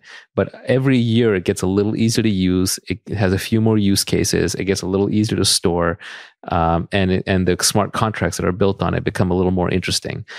So that is a process. And eventually you'll be able to use Bitcoin without knowing anything about it, just like you can use US dollars without knowing how the Federal Reserve Open Market Committee works and, you know, does lending and issues treasury bills and all that stuff. There's only a few geeks who need to know that in the world of finance. And you can just use money like it's money. Just to clarify one thing you said money is the bubble that never pops. You're talking about the concept of money. Yeah, the concept of money. Because individual currencies can certainly... Sure. I mean, if tomorrow... Having lived in Argentina between like 2000 and 2004. Yeah, if tomorrow we all believe that the US dollar is just a green piece of paper and I can't eat it, I can't do anything with it, or if like aliens came and took over the world and, you know, we offered them little green pieces of paper, they just use them to start a bonfire or something, right? So the money is just a concept, and we have to agree on what that scarce element is. Right. And today, that scarcity is enforced by governments with guns and central banks, and it breaks down national borders. And the people who secure that money for you take a huge tax, roughly a third of the economy, in exchange for it. And eventually, it will be a distributed network of computers acting in self-interest who are going to secure the scarcity of that money. And hopefully, their tax is going to be a lot lower. What else would, you're obviously much more on the pulse of this, but what other topics, it could be beyond my pay grade, it probably is, but should we explore with Nick? Yeah, I think just talking about blockchains in general. So we started with Bitcoin, the blockchain, which is around transferring money. There's Ethereum blockchain and others like it, which are about computation and running like very slow but very trust minimized, reliable contracts. What other uses can you see for blockchains coming up that you think maybe a little far fetched, maybe 10 years out, but what's the possibility space? Well, I mean, one of the possibilities is that I'm really excited about the cross-border thing, to have, say, grandmothers in India and teenagers in somebody's basement in Indiana doing what people formerly thought were sophisticated financial contracts, such as options, futures, etc., through this online vending machine in the cloud that's the blockchain. So that's an exciting and probably to many people disturbing possibility that I think is going to be coming up in the next 10 to 20 years. Yeah, I mean, so you could have like people loaning each other money or creating credit instruments or engaging in prediction markets and things like that. Yeah. What do you mean by prediction markets? Well, I'll talk about one that the insurance people are working on, which is related, which is parametric contracts. So normally an insurance will pay out, if you get damages from a flood, and they have to come estimate your damages, which is basically a wet human exercise in, eyeballing how moldy your wall is and how much you got flooded and stuff. But a drier way to do this is called parametric contracts, where like if you're a hotel in an area you got hit by a hurricane, you can measure how much business you lost on your accounting books. And you can parameterize that and basically have your smart contract pay off if your books go below a certain time, or pay you more as the farther your books go down. So that ensures kind of what you really want to insure. The hotel really wanted to insure, which is their business. And it's also drier. It can be done by software verifying, what the books are. So you can make a smart contract out of that. And there are other parameterized contracts as well, based on other things that computers can sense and measure. Yeah, and prediction markets are, people can actually make predictions and get paid if their predictions are correct, or lose money if their predictions are wrong. And then these prediction markets can also serve as arbiters of truth and pricing into these smart contracts. So, for example, in Nick's case, in Nick's example, you tie in directly to the hotel's books. The hotel's lost revenue, and so you know whether or not to pay the hotel. But if there's a flood, I want to say, was the hotel in the affected area? Was the hotel itself affected? You need now what's called an oracle. You need someone who's basically going to go in there and say, like, yes, this happened. No, they didn't. And prediction markets, through very sophisticated engineering, which I think is beyond the scope of this conversation, basically try and pay that person for telling the truth in a reliable way. And so you can use that to cross the divide between the wet space and dry space, or from the real world into computers, to have them do these things. You can see the insurance markets being completely overhauled by blockchain computers. And insurance is a huge industry. It's gigantic. A lot of that just belongs in the blockchain. I don't think you're going to have bankers in Bermuda doing this 20 years from now. You do not think? I don't think, yeah. Because of the technical barriers to understanding, or challenges, let's say, lead, I think, the space to be susceptible to, say, charlatans who are very smart, who can fool people who don't understand technical aspects. There's a lot of scams in the space. What are the characteristics of charlatans or scams in the space? It used to be easier to spot. The louder they talked, the scammier they were. Now I think the scammers have gotten really sophisticated. Some of these scammers are in like version 5 of their scam. So they'll be selling some coin and they'll be talking about how it like enables some functionality when in reality the code doesn't, or they have some backdoor where they're selling you a scarce coin, but they can print a lot of them. So in that sense, there's a couple of coins that are sort of in the top set that are regarded as top flight, that are legit. But what are those? Bitcoin and Ethereum are kind of the best known ones. Then there's sort of a second tier contender list of, Zcash, Monero, Litecoin, etc. There's some new ones coming up like Tezos. These seem more legit, but you have to know your stuff and do your homework. It's not something where I would recommend you just run out and buy. And then there's a long tail of coins where there's a diamond in the rough here or there, but there's a lot of junk too. But what's attracting people is just how much money you can make in this space. Bitcoin has basically doubled in value every year since its founding. You do that for 8-10 years and you end up with a very, very steep curve. Something like Ethereum, if you bought it when it was sold in the original pre-sale0today, and just a few years later, you'd be sitting on hundreds and hundreds of times your money and you'd be fully liquid. But this is not unrecognized. The space has increased in value so much. The market cap of all the cryptocurrencies has more than doubled just in the last quarter. So there's a lot of hot money flowing in. Will it flow back out? Possibly. Are we in a bubbly environment? Probably. Will this bubble pop? Nobody knows. Will it pop across the board or will it pop selectively? Yeah, or will it pop later than a different pop, so it won't matter because there'll be a flight of money from one asset class to another. Exactly. Or will the value switch from Bitcoin to Ethereum? Will Bitcoin fork into two competing coins because people are arguing over whether the block size should be increased or not? There's so much craziness. Just to pause on that word, because this, when I was attempting to educate myself and doing a pretty mediocre job of it, this word fork came up over and over again. And so in my mind, I'm envisioning, because I've been reading a lot about the making of the modern world and Genghis Khan and all this stuff, Temujin. And anyway, thanks Dan Carlin for the hardcore history. You would have these internal factions that would then split off as two or more separate groups. In this context, though, what does fork mean, and how should I think about it in a coherent way? This is open source code, so I can take Bitcoin, I can create a copy tomorrow, and I can change it so that all the benefits go to Naval, and that's a fork of Bitcoin that I'll call Naval coin. Now, in reality, people hopefully do more interesting forks. So there's a fork of Bitcoin called Litecoin, which uses a different mining algorithm, a different way to authenticate the miners. There's another fork called Zcash, which uses different privacy routines to basically allow for private transactions so other people can't look in the ledger and know who spoke to who. Got it. So not every node has a full ledger. Correct. Well, and every node has a full ledger, but it's cryptographically hidden, so you can't tell who sent who how much money. No, in the forks you just talked about, Zcash and Litecoin, they started over from scratch. They started their own transaction history from scratch. There's another more troublesome kind of fork where you don't start from scratch. You're just upgrading the current software with the same with the ongoing transaction history, and you're trying to convince people to follow, and it's become a very political process to you're try fighting to over the current transactions. And since Bitcoin has the 20 plus billion dollar value, people would much rather put their favorite idea into Bitcoin than go off and start their own cryptocurrency from scratch. It's like Bitcoin, only better. Yeah. So there's tremendous political fights over upgrades in this space. Yeah, and that's where the bad blood comes in. There's a huge debate right now in the Bitcoin world where they're fighting over, and the basic question is, do you increase the size of the ledger? So it's the block size debate. Do you increase the size of the blocks to hold more transactions? So then you can bring down the cost of each transaction so that I can go and buy coffee in Bitcoin.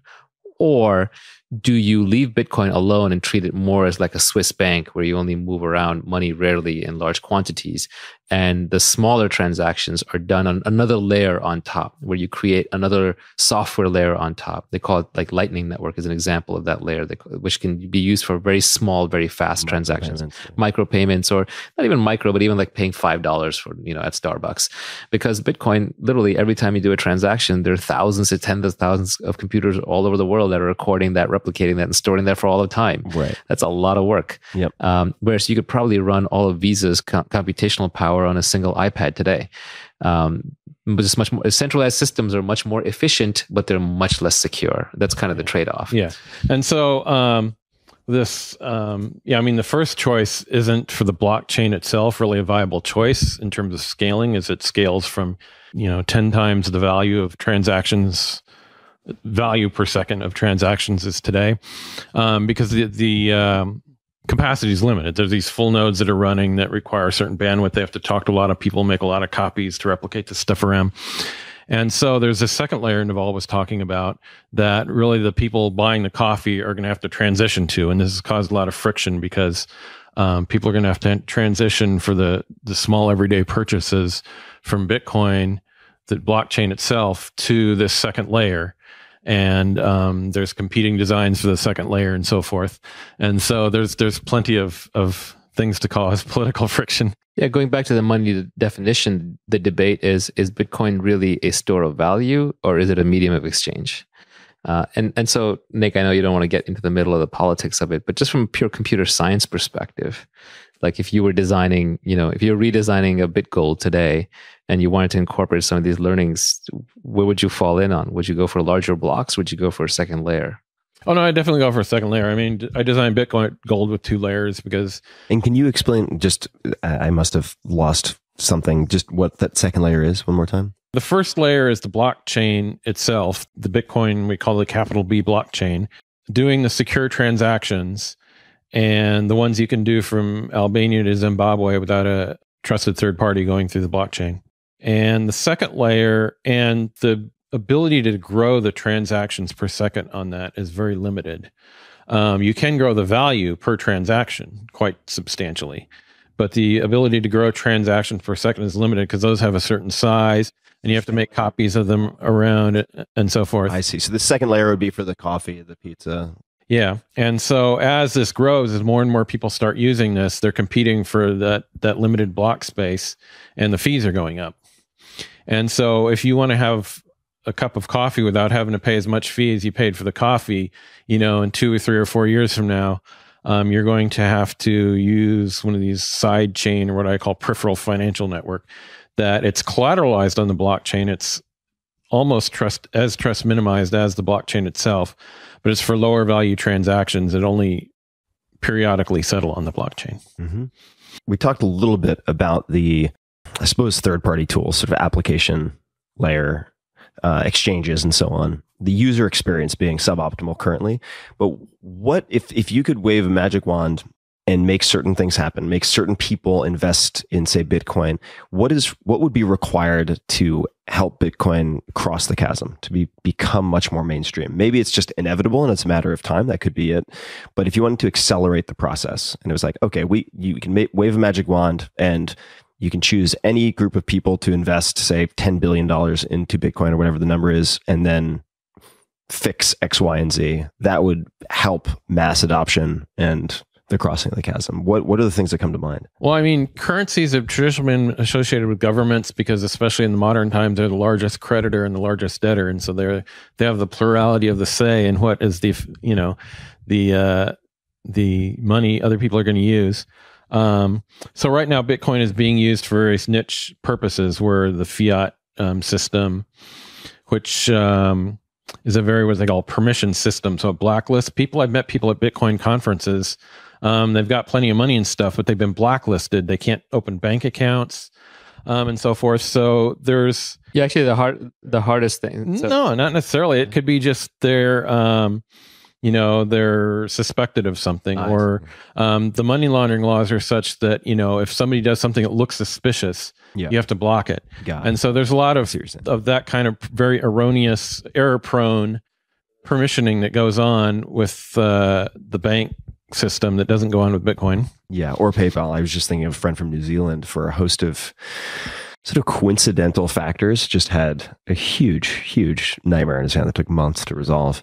Yeah, the way I participate in cryptocurrency investing these days, because I don't want to have to worry about how do you procure it, how do you secure it, or even what to buy, is I invest in hedge funds in this space. And I've actually joined one loosely as a venture partner. And the biggest problem they have is getting bank accounts, because the regulators just dig in too much. If you're sending money in and out of Bitcoin or Ethereum exchanges, it's just something they haven't seen, and they don't want to deal with it because banks don't have a system to charge you more for new weird stuff. So just plugging into the existing banking infrastructure is hard, and that's probably where if countries do crackdowns, it'll probably happen in that area. So how do you fix it? Or if you had close to infinite resources and could just make certain things happen to facilitate good things or prevent bad things? Yeah, I mean, first, I would plug them into the existing banking system in a much better way. The existing banks, should accept that if there's a legitimate player here, they're only working with currencies that aren't scams. Maybe they have some, bonded collateral or something like that, and they're legit actors. They should be part of the banking system because this is the future of the banking system. There must be banks. Because banks there are in all shapes and sizes. They do exist. It's just they're much harder to find than you would think. So they're more in Romania down the street from 20 Western Unions, and they're warming up to it. The forward-looking ones are warming up to it, but we're talking about going from like one bank in the country to like 10 banks in the country, or 5. So it's still not a large set, and these are small banks generally. I feel like Singapore should get on that. Yeah, maybe a test case. This is why some of these companies are going to Singapore, actually. Yeah. And the worrying trend that I'm seeing is a lot of the more interesting development teams and companies are all locating overseas. Yeah, fleeing overseas. Yeah. One thing is that Bitcoin and the other cryptocurrencies, they operate under such different principles in the banking system that people in the banking system, they look at, these debates about block size and the people calling each other names and the basically low level of trust that exists because it can exist in the Bitcoin community, and they were horrified because you couldn't run a bank that way. You have to be much more polite and careful, right, and because they're wetware, right, because it's a wet social system rather than based primarily on dry computer science. Yeah, you have a system here that allows anonymous trolls to engage in complex financial transactions, so they can scream at each other and call each other names while still doing business. Yeah, exactly. That's the power of the system, but it looks horrific to anyone else from the outside. And that's why you have this cultural gap, is people in the banking system look at this and they go, oh, this is terrible. This can't possibly work. But to actually answer your question as to like what infrastructure needs to exist to make this space happen, security is a big issue. I think your average person today, if they buy coin, they don't know how to deal with what's called custody, which is just how do you hold on to it in a way that if you don't go overboard on security, you get hacked. And if you go overboard on security, you're going to forget your password or lose the private key. You're going to be bulldozing. Yeah, and then you got a bulldozer going through a garbage dump. Or your kid's playing with a computer and wipes out your wallet file, and there's no way to get it back. Yeah. So I think the custody has to be solved. And as Nick mentioned earlier, there are hardware wallets that are out there that are starting to get pretty good. They're getting good enough now that the sophisticated people can use them, but eventually they'll have to get so good that the average person can just use them without having to think too much. Yeah. One of the interesting things here is that Nick's blog is called Unenumerated, and I'm going to let him explain what that means. Well, yeah. So the tagline is an endless variety of topics. It's going to come to an end someday, but I don't limit myself. Basically, is what it means on the topic. If I think of something, it'll probably be relevant somehow, but it doesn't necessarily have to be. So I don't want to like peg myself as into a certain subject matter, basically, is what it means. Yeah, and so I think it's a larger point where Nick doesn't pigeonhole himself in his interests or his identity, and so that allows him to be more free and explore a wider range of intellectual topics. And so that's why I really enjoy reading the blog. And so that gives me sort of the next set of questions, which are all around just random things on your blogs that I've read or things that I've heard you talk about, which may not necessarily relate to Bitcoin or blockchains. Now, you were the first to really convincingly argue, and this goes way back, about why microtransactions on the internet were much less likely than people thought. Because when I was growing up on the internet in the late 90s, everyone thought microtransactions were just around the corner. What would be an example of a microtransaction? It's like every time I hit a web page with an article, I pay 10 cents to read that web page. Or every time I listen to a song, I pay a penny to listen to that song. Well, it goes to a distinction I made earlier, the computational costs versus our mental costs. And the computational costs have gotten a lot cheaper, and our brain's still all the same size. So when you're doing a transaction, you're doing a thought in your brain about, is it worth it? And that thought itself is costly. And it's as costly now as it's ever been. Modulo, you get a few extra market prices and some more information, but our brain is still the same size. So just because computer scientists were thinking, well, because we've reduced the cost so much, now we can do these really tiny things, because we can do things much tinier than a penny. But the trouble is our brains can't handle it. Computers could, but our brains can't. So that's what the idea of mental transaction costs. It's the mental burden. Right. And so there's a quote that I really enjoyed, and I'm going to try to not take us too off track, but there is no track. That's the good news. No track. This is Alfred North Whitehead. So, quote, "It is a profoundly erroneous truism repeated by all copybooks and by eminent people when they are making speeches that we should cultivate the habit of thinking about what we are doing. The precise opposite is the case. Civilization advances by extending the number of important operations which we can perform without thinking about them." End quote.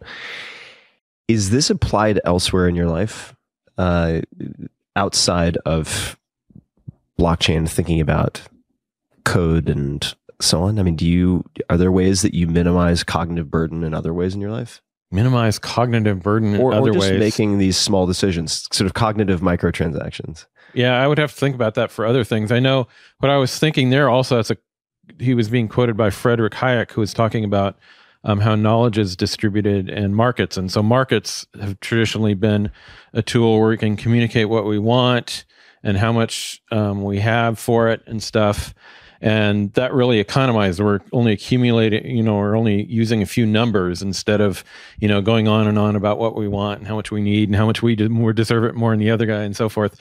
So that right there is a tool of social scalability because it reduces what could be a long and drawn out argument over, to a few numbers. No, I was asking, we obviously don't have to get into it because there may not be a ready answer, but because I was with a friend, very, very successful investor, close buddy of mine. We were walking through the airport just having a conversation, and he said, "No, I've realized that I optimize now. I used to optimize everything." He said, "Now I optimize one or two things, and for everything else, it's just good enough. I basically de-optimize everything else." And it's made me, sort of, in his mind, incredibly more effective by actively de-optimizing, which I find an interesting concept. Yeah, I mean, you just can't focus on everything. Like Charlie Munger is a famously bad driver, right? He's probably a menace on the road, and he probably takes Uber now, hopefully. But what's the point of being a good driver today, right? Especially if you have some other scope in your life where you can add unique value. Yeah, in fact, so reading your blog, there are all these other little gems that I've found that... Can we go back to word or name origin for 1 second? Sure. Does unenumerated have anything to do with the 9th Amendment of the United States Constitution? It does relate to that too, because unenumerated rights, meaning, there's new things going to happen with technology and other unexpected things in the future, and you need to define rights around those. And so you don't want to limit yourself to just that old list of, we have a right to a free printing press, but we don't have a right to speak freely, you know, on Facebook or Twitter or so forth. And so you have to adapt old ideas to the future. Yeah. So basically, just because the right is not explicitly listed there doesn't mean you don't have it. In fact, all the unenumerated rights you have by default, and it's only the ones that are actually restricted are the ones that are restricted. And that's something that I think our government and constitution scholars of the day just completely forget, as shown by the whole surveillance debate. I mean, it shouldn't even be a debate. There's no, I mean, the right to privacy is very clear. And even if it's not explicitly spelled out, our phones are private, and our computers are private, and our conversations are private. The ways of thinking, you know, the process of thought itself is kind of interesting, right? After a while, you get introspective enough, and you're like, how am I doing on my thinking itself? And one of the things that we run into online a lot is people jump on any little contradiction, right? If I say something on Twitter, and if I said something different a year ago, or maybe out of context in a different conversation, people will jump on me and say, well, that's not what you said, and so. It's like a big gotcha, right? So I think we have this false consistency that we all try and throw up, when the reality is we're always changing our minds. And, you know, I forget who said it, but somebody said, when the facts change, I change my mind. What do you do? Right? So I've gotten okay with this concept of contradicting myself, right? Walt Whitman also said, like, I contradict myself. Very well then. I contradict myself. I am vast. I contain multitudes, right? So I've gotten used to that. But then I encountered a concept in your writing, Nick, that I liked, which is called quantum thought. I don't know if you even remember this. Do you remember what I'm talking about? Sure. So, well, that comes from law school. So law school, they teach a very different way of thinking, in that you need to take, you know, both the defendant's and the plaintiff's side of the issue, both sides of the issue, and run down the arguments as if each one of them is true. They contradict each other, of course, or at least the conclusions and some of the sub-arguments contradict each other. And so I compare this to Schrodinger's cat. Maybe it's alive, maybe it's dead. Maybe the defendant's guilty, maybe the cat in the box, maybe right? They're not. Right. And you have to keep both of these in your mind at once. Yeah. So, I mean, this is not how we are socially taught to think. Socially, we're taught you have to have a point of view, you have to have an answer, you have to pick a side, pick your tribe, fit in, and then defend it, and be consistent. But the reality is really complicated. And so if you're really smart and you're operating on the edge of any field or trying to figure out anything new, you probably need to have quantum thought. You probably have to hold both states in your head and constantly weighing probabilities. And if you're not shifting back and forth, then either you're not doing something cutting edge, or you're not being intellectually honest with yourself about it. So I have a question for you about this, and I'll just start with just an anecdote, which was I was at a friend's house recently, and it was a gathering of 20 people or so. And there was some structure to the weekend, and people were broken out into groups to have various discussions. Everyone there, very intelligent, normally highly rational, and politics was the topic of the day. And it just devolved into acid spitting and craziness almost immediately, with the exception of one session. And the reason that session was different is that the moderator said, before we get started, I want to go around the room, and everyone needs to pick one piece. It could be a tiny piece of the opposite side, the person they disagree with, and just argue for its validity for even 60 seconds and go around the room, and did that. And it took 10 minutes. And then everyone was much more open-minded and patient and productive in the conversation. So my question for you leading off of that is, how have you trained yourself to practice quantum thought, or how would you recommend someone develop that? Because it's not something that most folks think about. It's certainly something historically I didn't dedicate a lot of time to thinking about. I was always more concerned with defending whatever position. I feel like everyone else should be engaging in it. Whereas I should stick to my positions. Those are correct. No, well, I mean, it's good. It took, quite a few takes a few law school tests to get used to it. So one thing you can do is take the first year of law school and learn how to do this. But imagining that you're the other person, certainly, and going through their arguments, And you might even imagine it as a courtroom, and you trade places, you argue for one side and then the other. So you even can think of it as a courtroom in your mind. I think might help some people. Seems like people who have either self-selected by gravitating towards debate or taken debate where they're forced to take opposite positions and counter arguments. Helpful as well. Yeah, this is classic Socrates, right? He would always just keep digging and arguing the point, and you could never pin him down on his beliefs because he was always exploring the thought space. And well, it's also, I mean, this practice just for people who are like, I don't want to be open-minded, but okay, and they're not going to explicitly say that. But if you want to be maximally persuasive, Charles Darwin actually did this very, very well. What I'm about to say in The Origin of Species is, instead of straw manning, and I think Sam Harris has used this expression, steel manning. So in other words, he would try to anticipate the objections that people would have, and then he would not take the sort of weak and flimsy version of their argument. He would build it up and make it as compelling as possible before he would counter it in his own writing. That's the intellectual, the honest way to do it, which is... it's the honest way. It's also the very, very effective way. Right. Yeah, because then you're actually arguing on the real merits, not on the anecdote you picked or the little piece of it that you picked to attack. So Neil Strauss, who's an 8-time New York Times bestselling author, he's been on the podcast, but he said every time he edits his own work, first he edits for himself. So he wants to keep it interesting and fun for himself. Second, he edits for his fans, make sure everything is clear, and then he edits for his haters. So that he can steelman and bulletproof things to the extent possible. Twitter's taught me that. I mean, you have got 160 characters. Everything you say, 140 most of the time, everything you say will be taken out of context and used to attack you.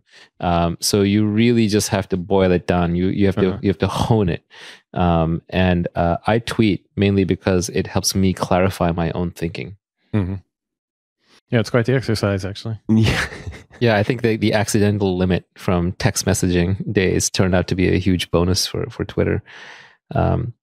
Yeah, I mean, so just kind of moving on a little bit, there are these other little phrases you coined that help me crystallize my own thoughts. So there's a class of things that people seem to worry a lot about these days, whether it's an asteroid hitting the Earth or apocalyptic scenarios, floods, Skynet, AI, let's just say even like near-term climate change predictions. Like I think we're all supposed to be underwater by 2020 or something, right? But there's definitely a class of people who will take anything on the internet and blow it out of proportion. Sometimes it can be a warning, sometimes it can be good, sometimes it can be bad. Like the general AI thing is another one of these. And you summarize this whole class of statements under what I thought was a brilliant little moniker, Pascal scams. And where does that come from? So that comes from Pascal's wager, and it can be applied to any claim that there's an infinite or very large reward or punishment or outcome of positive or negative nature. And the argument goes that even if it's very improbable, because this reward or outcome is so large, you should pay attention to it. Right. And Pascal originally basically said you have to believe in God because just in case, because if you're wrong, you're screwed for eternity. Right. If God doesn't exist, who cares? Right. If God does exist and you don't believe. Exactly. So you should believe. Yeah. That was the argument. The basic flaw in this kind of thing is there's an infinite number of infinite outcomes. If you expand your space to infinity, there's an infinite number of things that can happen. So you can't, the odds of any one of them happening are infinitesimal. Right. So you don't get a large expected value when you multiply infinite by infinitesimal. It's some undefined thing you can't really reason about. But people do anyway. But people try anyway. So they say, well, even, so this precautionary principle kind of stuff, you can only take it so far. And the other problem with improbable things is there are error bars on the probability. You don't know if it's, 1 in a billion or 1 in quadrillions or something. So right there, that changes your expected value many orders of magnitude. And usually, people are trying to get attention and so forth, or, they have a job that depends on scaring you, and they're trying to make you believe the probability is higher. Yeah, to use Nassim Taleb's language, and you should definitely get him on the podcast at some point, by the way. I can do. That should happen. I've had dinner with him a few times. I think that would be highly entertaining. I would. Oh yes, I want a front row seat on that. Oh yes, it would be entertaining. But to use Taleb's language, some black swan is likely to happen, but any particular black swan is very unlikely to happen. Right. And so people are just trying to scare you with a particular black swan, and because it can end your world, even an infinitesimal probability has to be taken seriously, and you can waste your entire life worrying about these things, whether it's suitcase nukes or another financial crisis or the world exploding or imploding or cooling off or whatever. Now, just to touch back on the black swan, though, Nassim and I first met, if you can imagine the circumstances, the day that Lehman Brothers officially sort of imploded, right? Highly improbable, at least if you're looking back sort of a few years prior. And he has done very, very well financially by not betting on all black swans, but betting on a few select black swans and bleeding in small chips for long periods of time before occasionally having some type of windfall like that, right? So when you're considering some of these improbable events, how do you decide which to hedge by certain behaviors or not? For instance, in San Francisco, I really went deep and did training with the police department and fire department for disaster response, right? Looking at the potential consequences of, say, a high magnitude earthquake. And it's like, okay, it probably makes sense for me to spend $100 on Instacart and just get it. When in reality, you probably just trip on your stairwell and bump your head. No. That's more likely. But the point I'm making is most people have a fire extinguisher in their kitchen that they will never use, right? You wear your seatbelt, but you've probably never been in a high impact collision. So there are certain classes that are low cost, very easy in terms of preventative. And so how do you you personally think about this? Right. I mean, but an auto-wreck's not an that's not highly improbable outcome. That's something happens to a lot of people. That's not an asteroid destroying the planet. It's a probability thing. Right? Yeah. Where is it on the probability spectrum? Is it if it's 1 out of 10,000? You should probably worry about it, or at least take basic precautions. If it has never happened yet but could happen and would wipe out all of humanity, or like once a generation, then it's sort of in the sphere where you just can't think about it, or you'll just go insane. Right. Well, like taking a personal, a lot of people do go insane. Taking a personal precaution on a magnitude 10 quake in San Francisco, it could happen. The odds are low, but it could happen. You could keep that fire extinguisher around. You could add some water. You could add some things, but the building you're in will just collapse on you anyway. So, well, yeah. I mean, there's the extreme example of this, the one that a lot of people in our social circle are constantly peddling, is the singularity example. It's a very seductive one. Even Elon Musk, who's otherwise absolutely brilliant, seems to be taken in by it. And I give him credit for worrying about it and thinking it through and so on, but it's just another one of these Pascal scams, it seems like. Well, can I come back to that just because I know we're about to really smack the piñata with this. Hornet's nest. or yeah, exactly. It's not full of candy. I don't know. It depends, I guess, on how you go about it. But before we get there, Nick, is there anything that you worry about that many other people don't worry about? Things I worry about that many other people don't. I don't know. People worry about so many things. No, they do. But I mean, people worry about privacy, but that seems to be going the wrong direction anyway. You talked about the singularity. I heard somebody coin the phrase, I forgot who it was, creepularity, that we're slowly, life is getting creepier and creepier as more strangers are peering in on more and more personal parts of our lives. So I worry about that. Got it. Do you podcast won't help? Do you take any particular preventative measures that other people might find helpful? I do, but a lot of them are security through obscurity, so I can't. I got it. Understood. All right. So singularity, lead the way, Naval. Actually, before we get into that, I think the privacy issue is a really interesting one, because physical privacy is being utterly destroyed. And I don't think people realize the extent to which it's going away, because cameras are essentially ubiquitous and face rec, and everyone can track everything, except privacy is possible in one realm where it wasn't possible before, which is digital privacy. And that's encryption. That's the story of blockchains and blockchain computers. Blockchain computers can enable digital privacy to a level that you just couldn't get otherwise.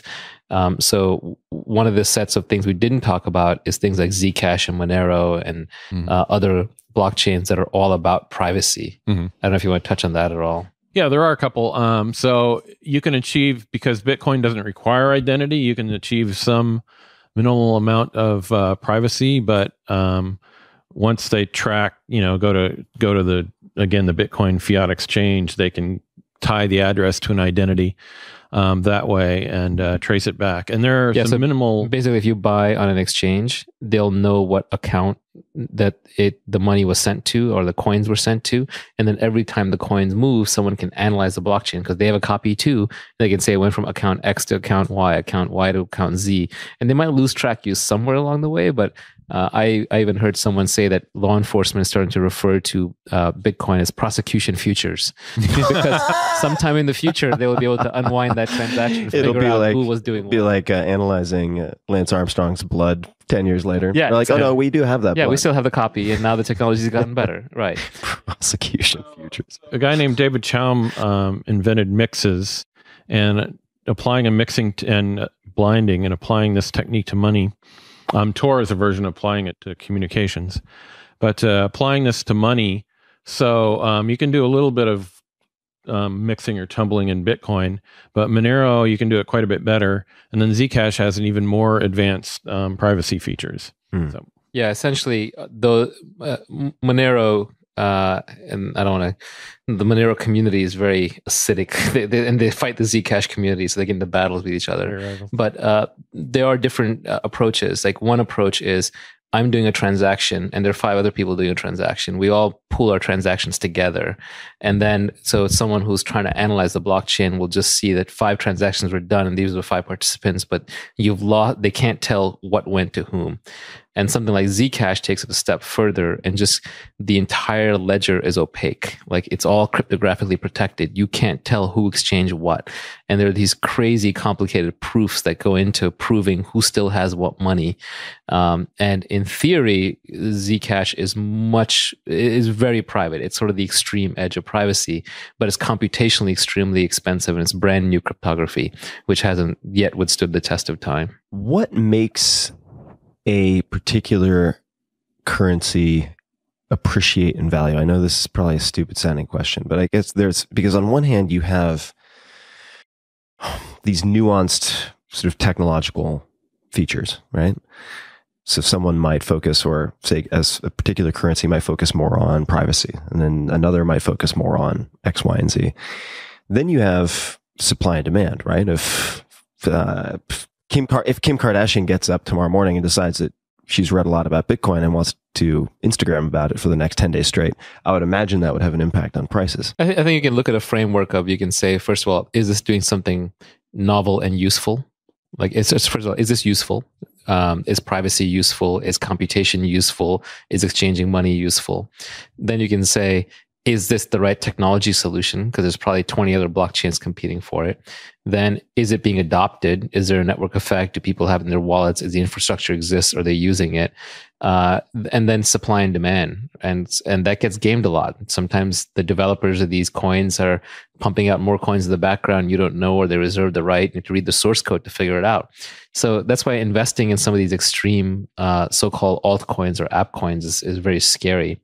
But there are other applications coming up that are really interesting. So there's like a one coming out called Filecoin, where I'm a small investor, so disclaimer, but there are others, there's Storage and others like that also, that are basically trying to create a network of distributed computers that will do storage for you. So instead of uploading your file to Dropbox or Amazon, you can upload massive files into these distributed storage networks that will take your data, encrypt it, split it across thousands of machines, and then they'll test to make sure your file is still available in the network if you ever need it back. And then you'll pay people in the coin. And so people who you don't know, grandmothers in India, might be holding a piece of your file and waiting to serve it back to you when you need it as a backup or just for storage or serving.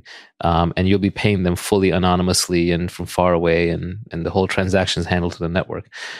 There's another one called Blockstack, which is building an infrastructure for the decentralized internet, including domain names, name serving, done in a distributed fashion. Today, all the name servers are controlled by ICANN and VeriSign and so on.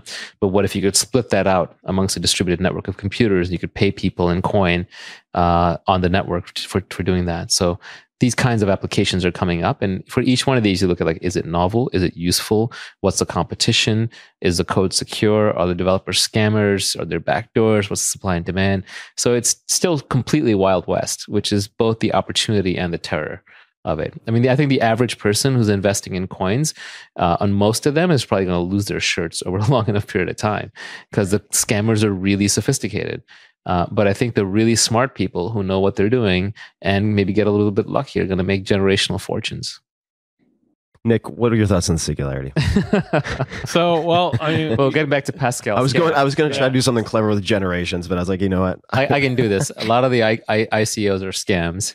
And Pascal scams are these big scams where like you can't calculate the probabilities because you're dealing with infinities. And the most recent of the Pascal scams that's making the rounds is the singularity movement. Yeah. So, the idea of the singularities, they've seen this exponential growth in computer resources and the fact that computers are outstripping humans.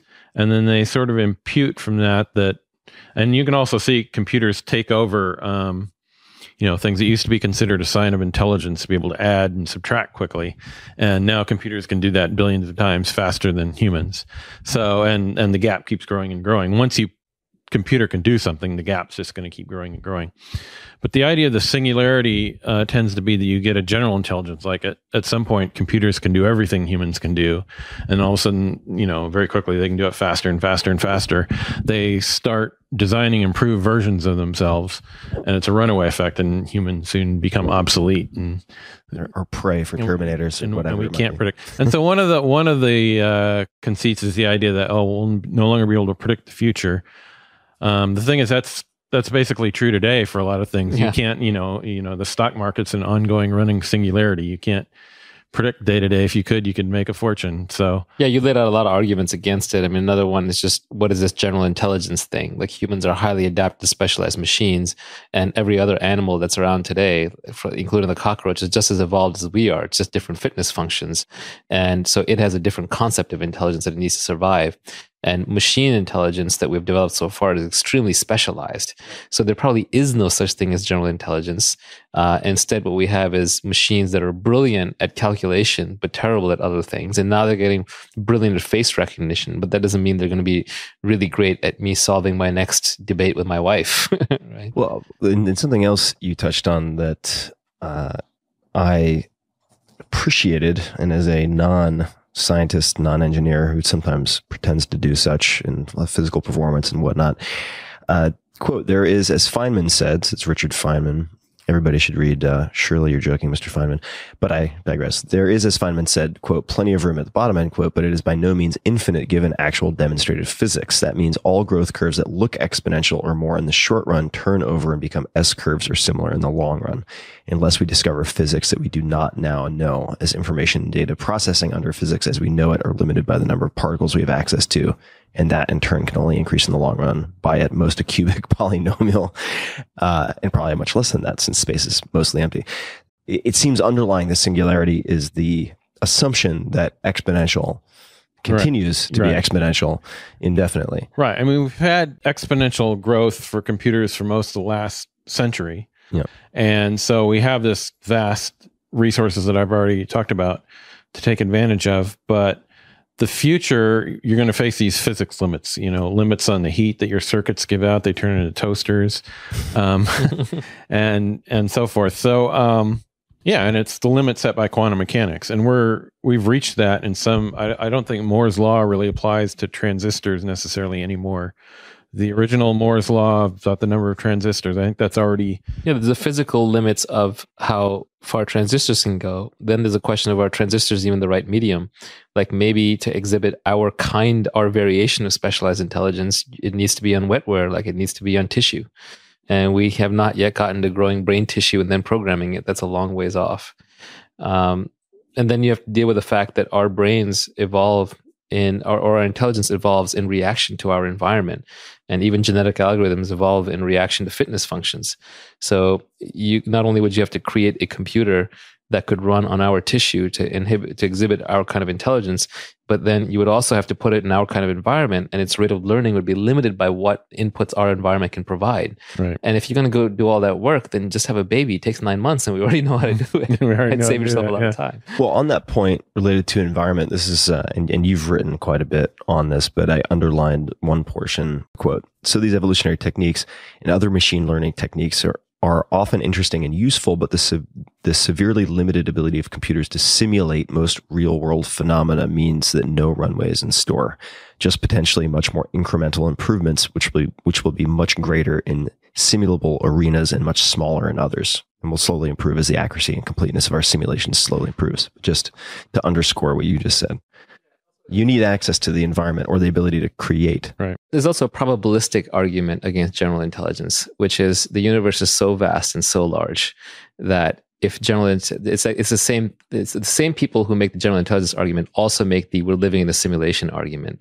Well, they kind of both can't be true, because if we're living in a simulation, then that means that at some point we already invented a general intelligence. Like when you get the technological capability to invent a simulation of this complexity, probabilistically, and you believe general intelligences are possible through the mechanism described in the singularity, then we probably already hit that along the way.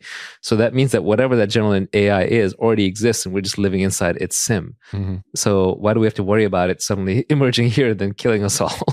Yeah. So the people who are both holding the simulation hypothesis in their head and the singularity being around the corner in their head are sort of at a deep level contradicting themselves. Well, particularly if, I don't know, I guess so the simulation, I wish we had Sam Harris here to talk about. I don't know why I've mentioned him so many times. Just talk about free will. He's interesting to talk to about that. But the idea that something would come to be that is 1,000, 1,000,000 times, 1,000,000,000 times more generalizably intelligent than we are, and their priority would be killing us. Yeah. It's just like my directive in life being running around killing cockroaches. It's like, no, They're cockroaches. I don't really care so much about them, but it seems odd that would be I think that movie Her actually did it pretty well, which is, when the general AI evolved in that movie, it just left. Yeah. It didn't care about this world at all. So Naval, you've mentioned a bunch of things you're not worried about. I'm curious to ask you the same question I asked Nick, which is, what are the things that occupy your mind more than perhaps other folks or many other people? I try to keep a very low level of mental surface activity for anything other than whatever I'm directly dealing with in the moment. And one of the ways I'm trying to do that is by stripping away layers of identity. So I don't want to overly identify as Indian or American or libertarian or Democrat or any of those kinds of things, because one, that sort of keeps me from actually engaging in thinking as I need to. It's all preconceived beliefs. It makes me more defensive because the reason you can't talk about politics with anybody is because it attacks their identity at a core level. Mm-hmm. Every tweet I put out, I now know that even if I attack a general class of activity, all the people who are engaged in that activity will respond. So like I put out a tweet about how you want to, value investing and venture investing are both long-term investing, and trading is just a get-rich-quick scheme, which doesn't work. And so, of course, all the people who got really angry about that, I just clicked through their bio, and sure enough, they're traders. Like that's what they do. They trade all the time for Wall Street, and that's how they make a living. So if you attack someone's identity, you shut down all conversation with them. That's why political conversations don't work. So conversely, if you want to be rational and open-minded, you should not have an identity. And the less of an identity you can absorb, can adopt, the better. How do you train yourself to identify less as Indian, as X, as Y? Human consistency bias is a powerful thing. So just when someone asks you, are you a libertarian, just say, I'm not anything. If they say like religious, that like don't say anything. Like Krishnamurti is one of my favorite philosophers. When he met the Pope, the Pope said to him, like, I'm Pope, blah blah blah, from this lineage and so on. Who are you? And Krishnamurti just said, I'm nobody, right? But he was being serious. Yeah. Like I don't even know what I am. I'm just this thing that's here right now in this environment, reacting to the inputs from the environment according to my conditioning, and I'm trying to be as unconditioned as possible. By the way, that's why my Twitter my Twitter avatar is like a sketch of a human face, because it's trying to remind me to be unconditioned. You don't want to be over-conditioned, and you don't want to be overly strong with your identity. You guys mentioned Twitter earlier. So one of the things that you may have noticed, I do this, but I routinely put out things on Twitter and Facebook that I use to cull my audience of hypersensitive people, or that I know will just kick the hornet's nest enough to force people to self-select one way or the other. Yeah. And I have to be careful not to then accidentally create a group where they all have sort of groupthink. Exactly. Right. Homogeneous. But you want to prune the trees in the forest. I want to prune the trees a little bit, but also what that does is it gives me more. I perceive having more freedom of speech or willingness to speak my mind, because I'm progressively creating less and less of a reputation to protect. Does that make any sense? No, that's right. Yeah. I do the exact same thing, which is, I would say every couple of months, my tweet stream gets a little edgier, right? As I've sort of pushed out the people who can't deal with what I'm saying, and I've muted them or blocked them, or just they've unfollowed me or what have you. And I didn't used to block, but now I've had to. Like, it's just because there's always somebody who'll strawman whatever you're saying, get outraged, and try and start a fire and assemble a mob around it to like burn you at the stake. And unfortunately, a lot of the best people on Twitter have left because of that issue, right? Like P. Marco probably being the most famous, but you can put out 100 tweets a day and you say one thing wrong in one of them and they're trying to burn you at the stake. Oh, it's always the most controversial ones of mine that get put on Reddit and spread beyond Twitter. Absolutely. Yeah. P. Marker, for those interested, that's Mark Andreessen. I think this is a general phenomenon where society has not yet figured out how to deal with social media. I think like in my kids' generation, they'll be saying all kinds of crazy things on Twitter and nobody will care. Nobody will lose a job over it. Nobody will get worked up over it, because everyone was saying everything crazy all the time. But right now, when we're transitioning from a world of our thoughts being private to our thoughts being public, people are still getting outraged. But to me, like, the people who get outraged are sort of the most anachronistic, least intelligent members of society. And I'm happy to leave them behind. The more easily outraged you are, the less I want to have to do with you. Be gone. If you think words can hurt you, you're going to live in a world of misery and pain your entire life. So on that note, I'd like to wrap. Just kidding. No, so I want to gear shift for a second and ask a few questions of you, Nick, that are not directly related to. They might edge into it, but not directly related to cryptocurrency. The first is, if people want to explore your blog, and you have some very extensive writing, where might you suggest they start? Is there a particular piece or a few pieces that might be a good diving in point for people? Yeah. So for blockchains and cryptocurrency and smart contracts, probably the two best ones, money, blockchains, and social scalability is a recent blog post of mine. And then a somewhat older blog post called Dawn of Trustworthy Computing. What are some of the subjects that you enjoy exploring outside of the ones that we've already heard about, in terms of we understand the fascination with money, currency, law. What are other interests that might not be immediately evident to people if they're reading your blog? Yeah, and we also mentioned the origins of money. A big interest and related interest of mine. And history in general. I read a lot of history. Any particular? Like economic and legal history, mm-hmm. mostly. Are there any particular resources or books that you've enjoyed in that area? So Alfred Crosby's The Columbian Exchange, which is basically what Jared Diamond ripped off when he wrote his book. But Alfred Crosby wrote the original, better version. Oh no, you just ruined Jared Diamond for me. It turns out he was just a popularizer. Yeah, Jared Diamond's hypothesis on what happened on Easter Island also turns out not. That's right. I've heard not hugely supported. Was, not that. Yeah, but yeah, we all make our mistakes. One of the questions I ask guests on the podcast oftentimes is, what books have you gifted the most to other people? And I don't know if you have any that come to mind. So Richard Dawkins' The Selfish Gene is sort of on my essential, everybody should read this list. Yeah, definitely one of the classics. Although Dawkins is getting outraged on the internet a lot these days. he's good at not the same kind of outrage. Courting outrage.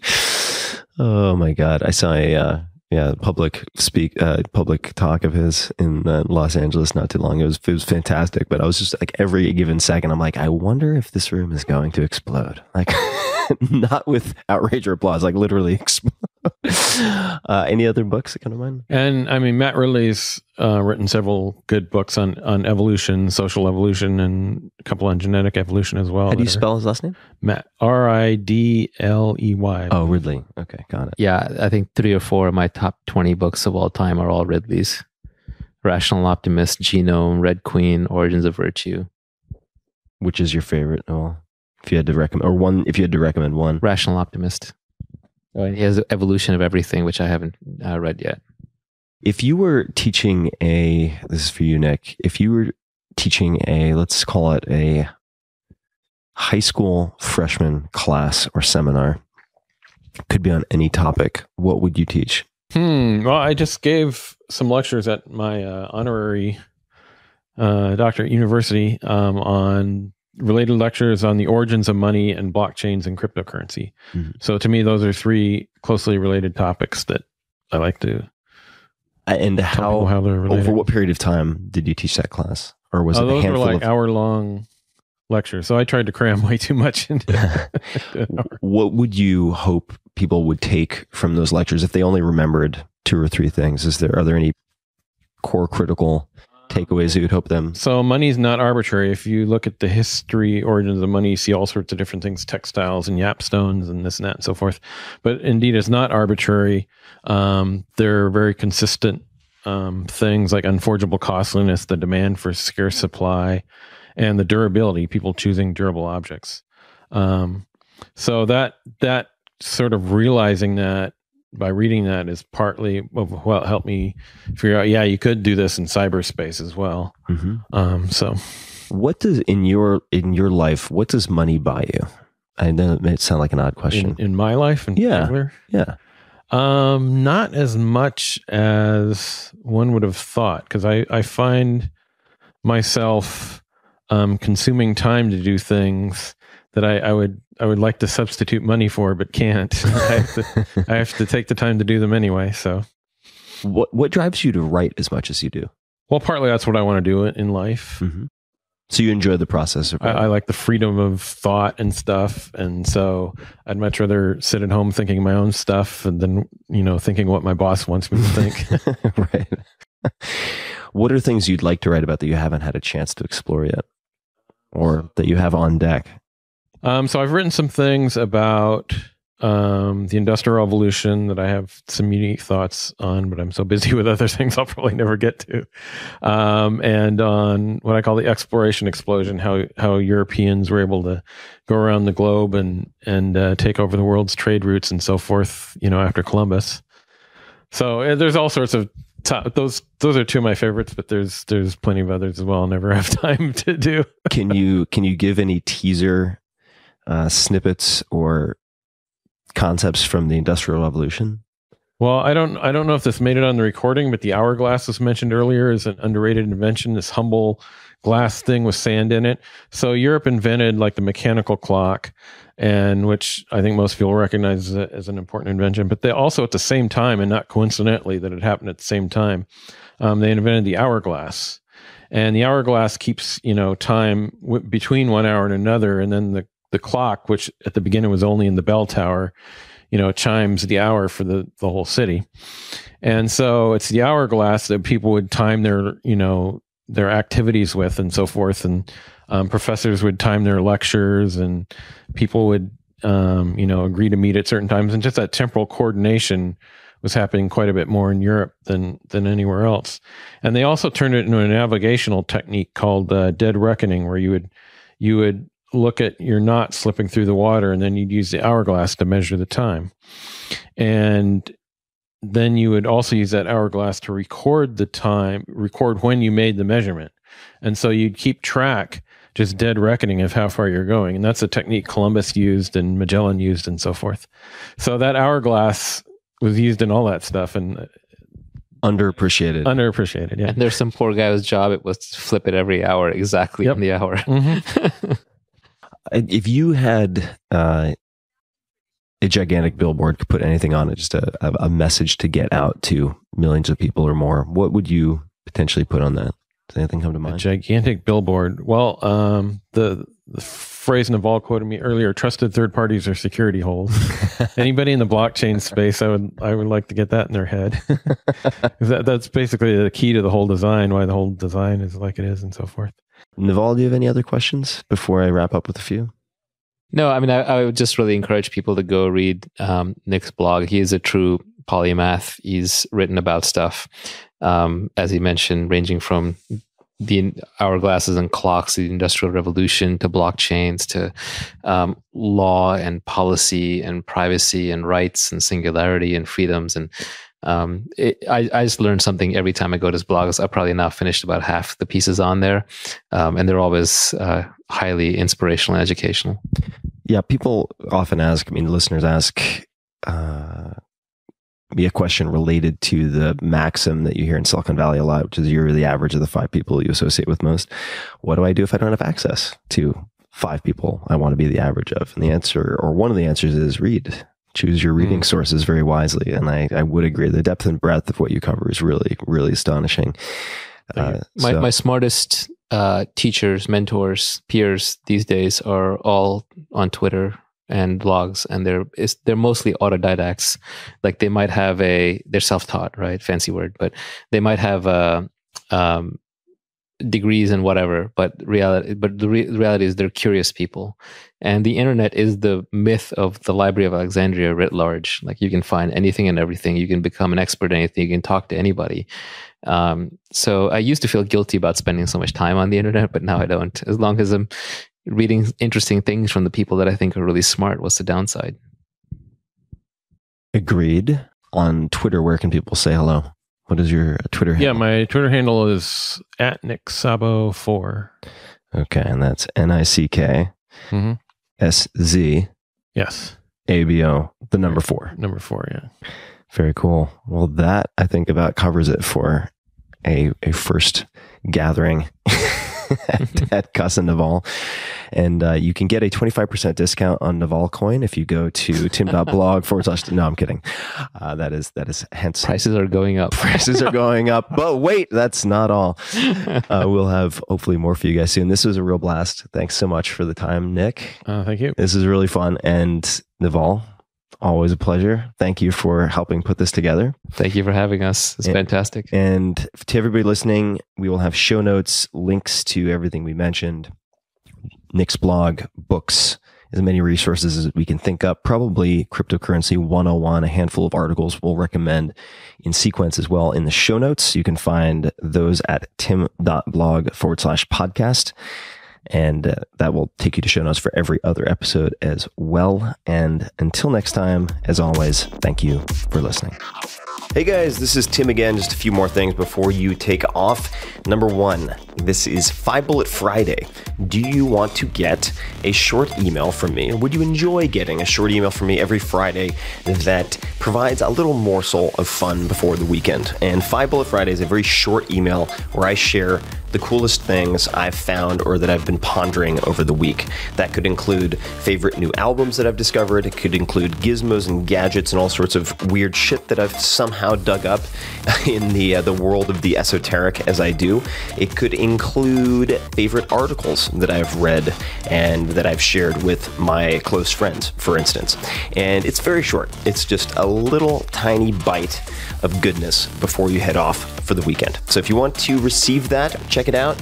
Just go to 4hourworkweek.com. That's 4hourworkweek.com, all spelled out, and just drop in your email and you will get the very next one. And if you sign up, I hope you enjoy it. This episode is brought to you by Audible, which I've used for many, many years. I absolutely love audiobooks, and they are one of my favorite ways to pass the time when I travel. I'm on the road all the time, and Audible allows me to consume many more books than I possibly could otherwise. I have 2 audiobooks to recommend right off the bat. The first is perhaps my favorite audiobook of all time, and it's the only audiobook I've wanted to listen to twice in a row. The Graveyard Book by Neil Gaiman. It's amazing, and you will thank me. There are a few different versions. I like the version that Neil narrates himself. one of the most soothing voices of all time. The second book is Vagabonding by Rolf Potts, Potts, which had a huge impact on my life and formed the basis for a lot of what would later become the 4-Hour Workweek. So go to audible.com/Tim and you can choose one of these 2 books or any of many, many other options. That could be books, magazines, and much more. As a listener of The Tim Ferriss Show, you can also access a free 30-day trial. Just go to audible.com/Tim. You can't make more time, but you can make the most of it. So turn your travel or your commute into something more with a free trial at Audible. Go to audible.com/Tim to start now and get your free 30-day trial. This episode is brought to you by FreshBooks. Man, oh man, do a lot of listeners of this podcast and readers of mine love FreshBooks to the extent that I ended up meeting with the CEO not very long ago. Why are they so popular? Well, they are the #1 cloud accounting software designed exclusively for self-employed professionals. That's many of you, and used by more than 10 million people. You can send invoices, track your time, and get paid very, very quickly, which suits the needs of a lot of freelancers, a lot of entrepreneurs, and beyond. You can take pictures of receipts. You can link your credit card and debit card, so all the things you buy automatically appear in your FreshBooks in the right category. So on and so forth. Makes taxes easy, makes invoices easy, makes your life easier. And also, in fact, I would recommend a PDF. They didn't ask me to read this part, by the way. They put together a PDF a while back called Breaking the Time Barrier, subtitle How to Unlock Your True Earning Potential. So you can search for Breaking the Time Barrier. A lot of people ask me, how can I get a 4-hour work week with a service business? And the story in that ebook, it's a PDF, is the short answer. It's really, really good. So I think you should also check that out. So Breaking the Time Barrier, check it out. But also, why not test out FreshBooks? Claim your 30-day unrestricted free trial at freshbooks.com/Tim and enter Tim Ferriss, 2 R's and 2 S's, in the How Did You Hear About Us section. That sounds like we're going to get very little tracking. That's a lot of work. But just go to freshbooks.com/Tim and try it out because it is a very good product and I think you will find it simplifies your life. Enjoy.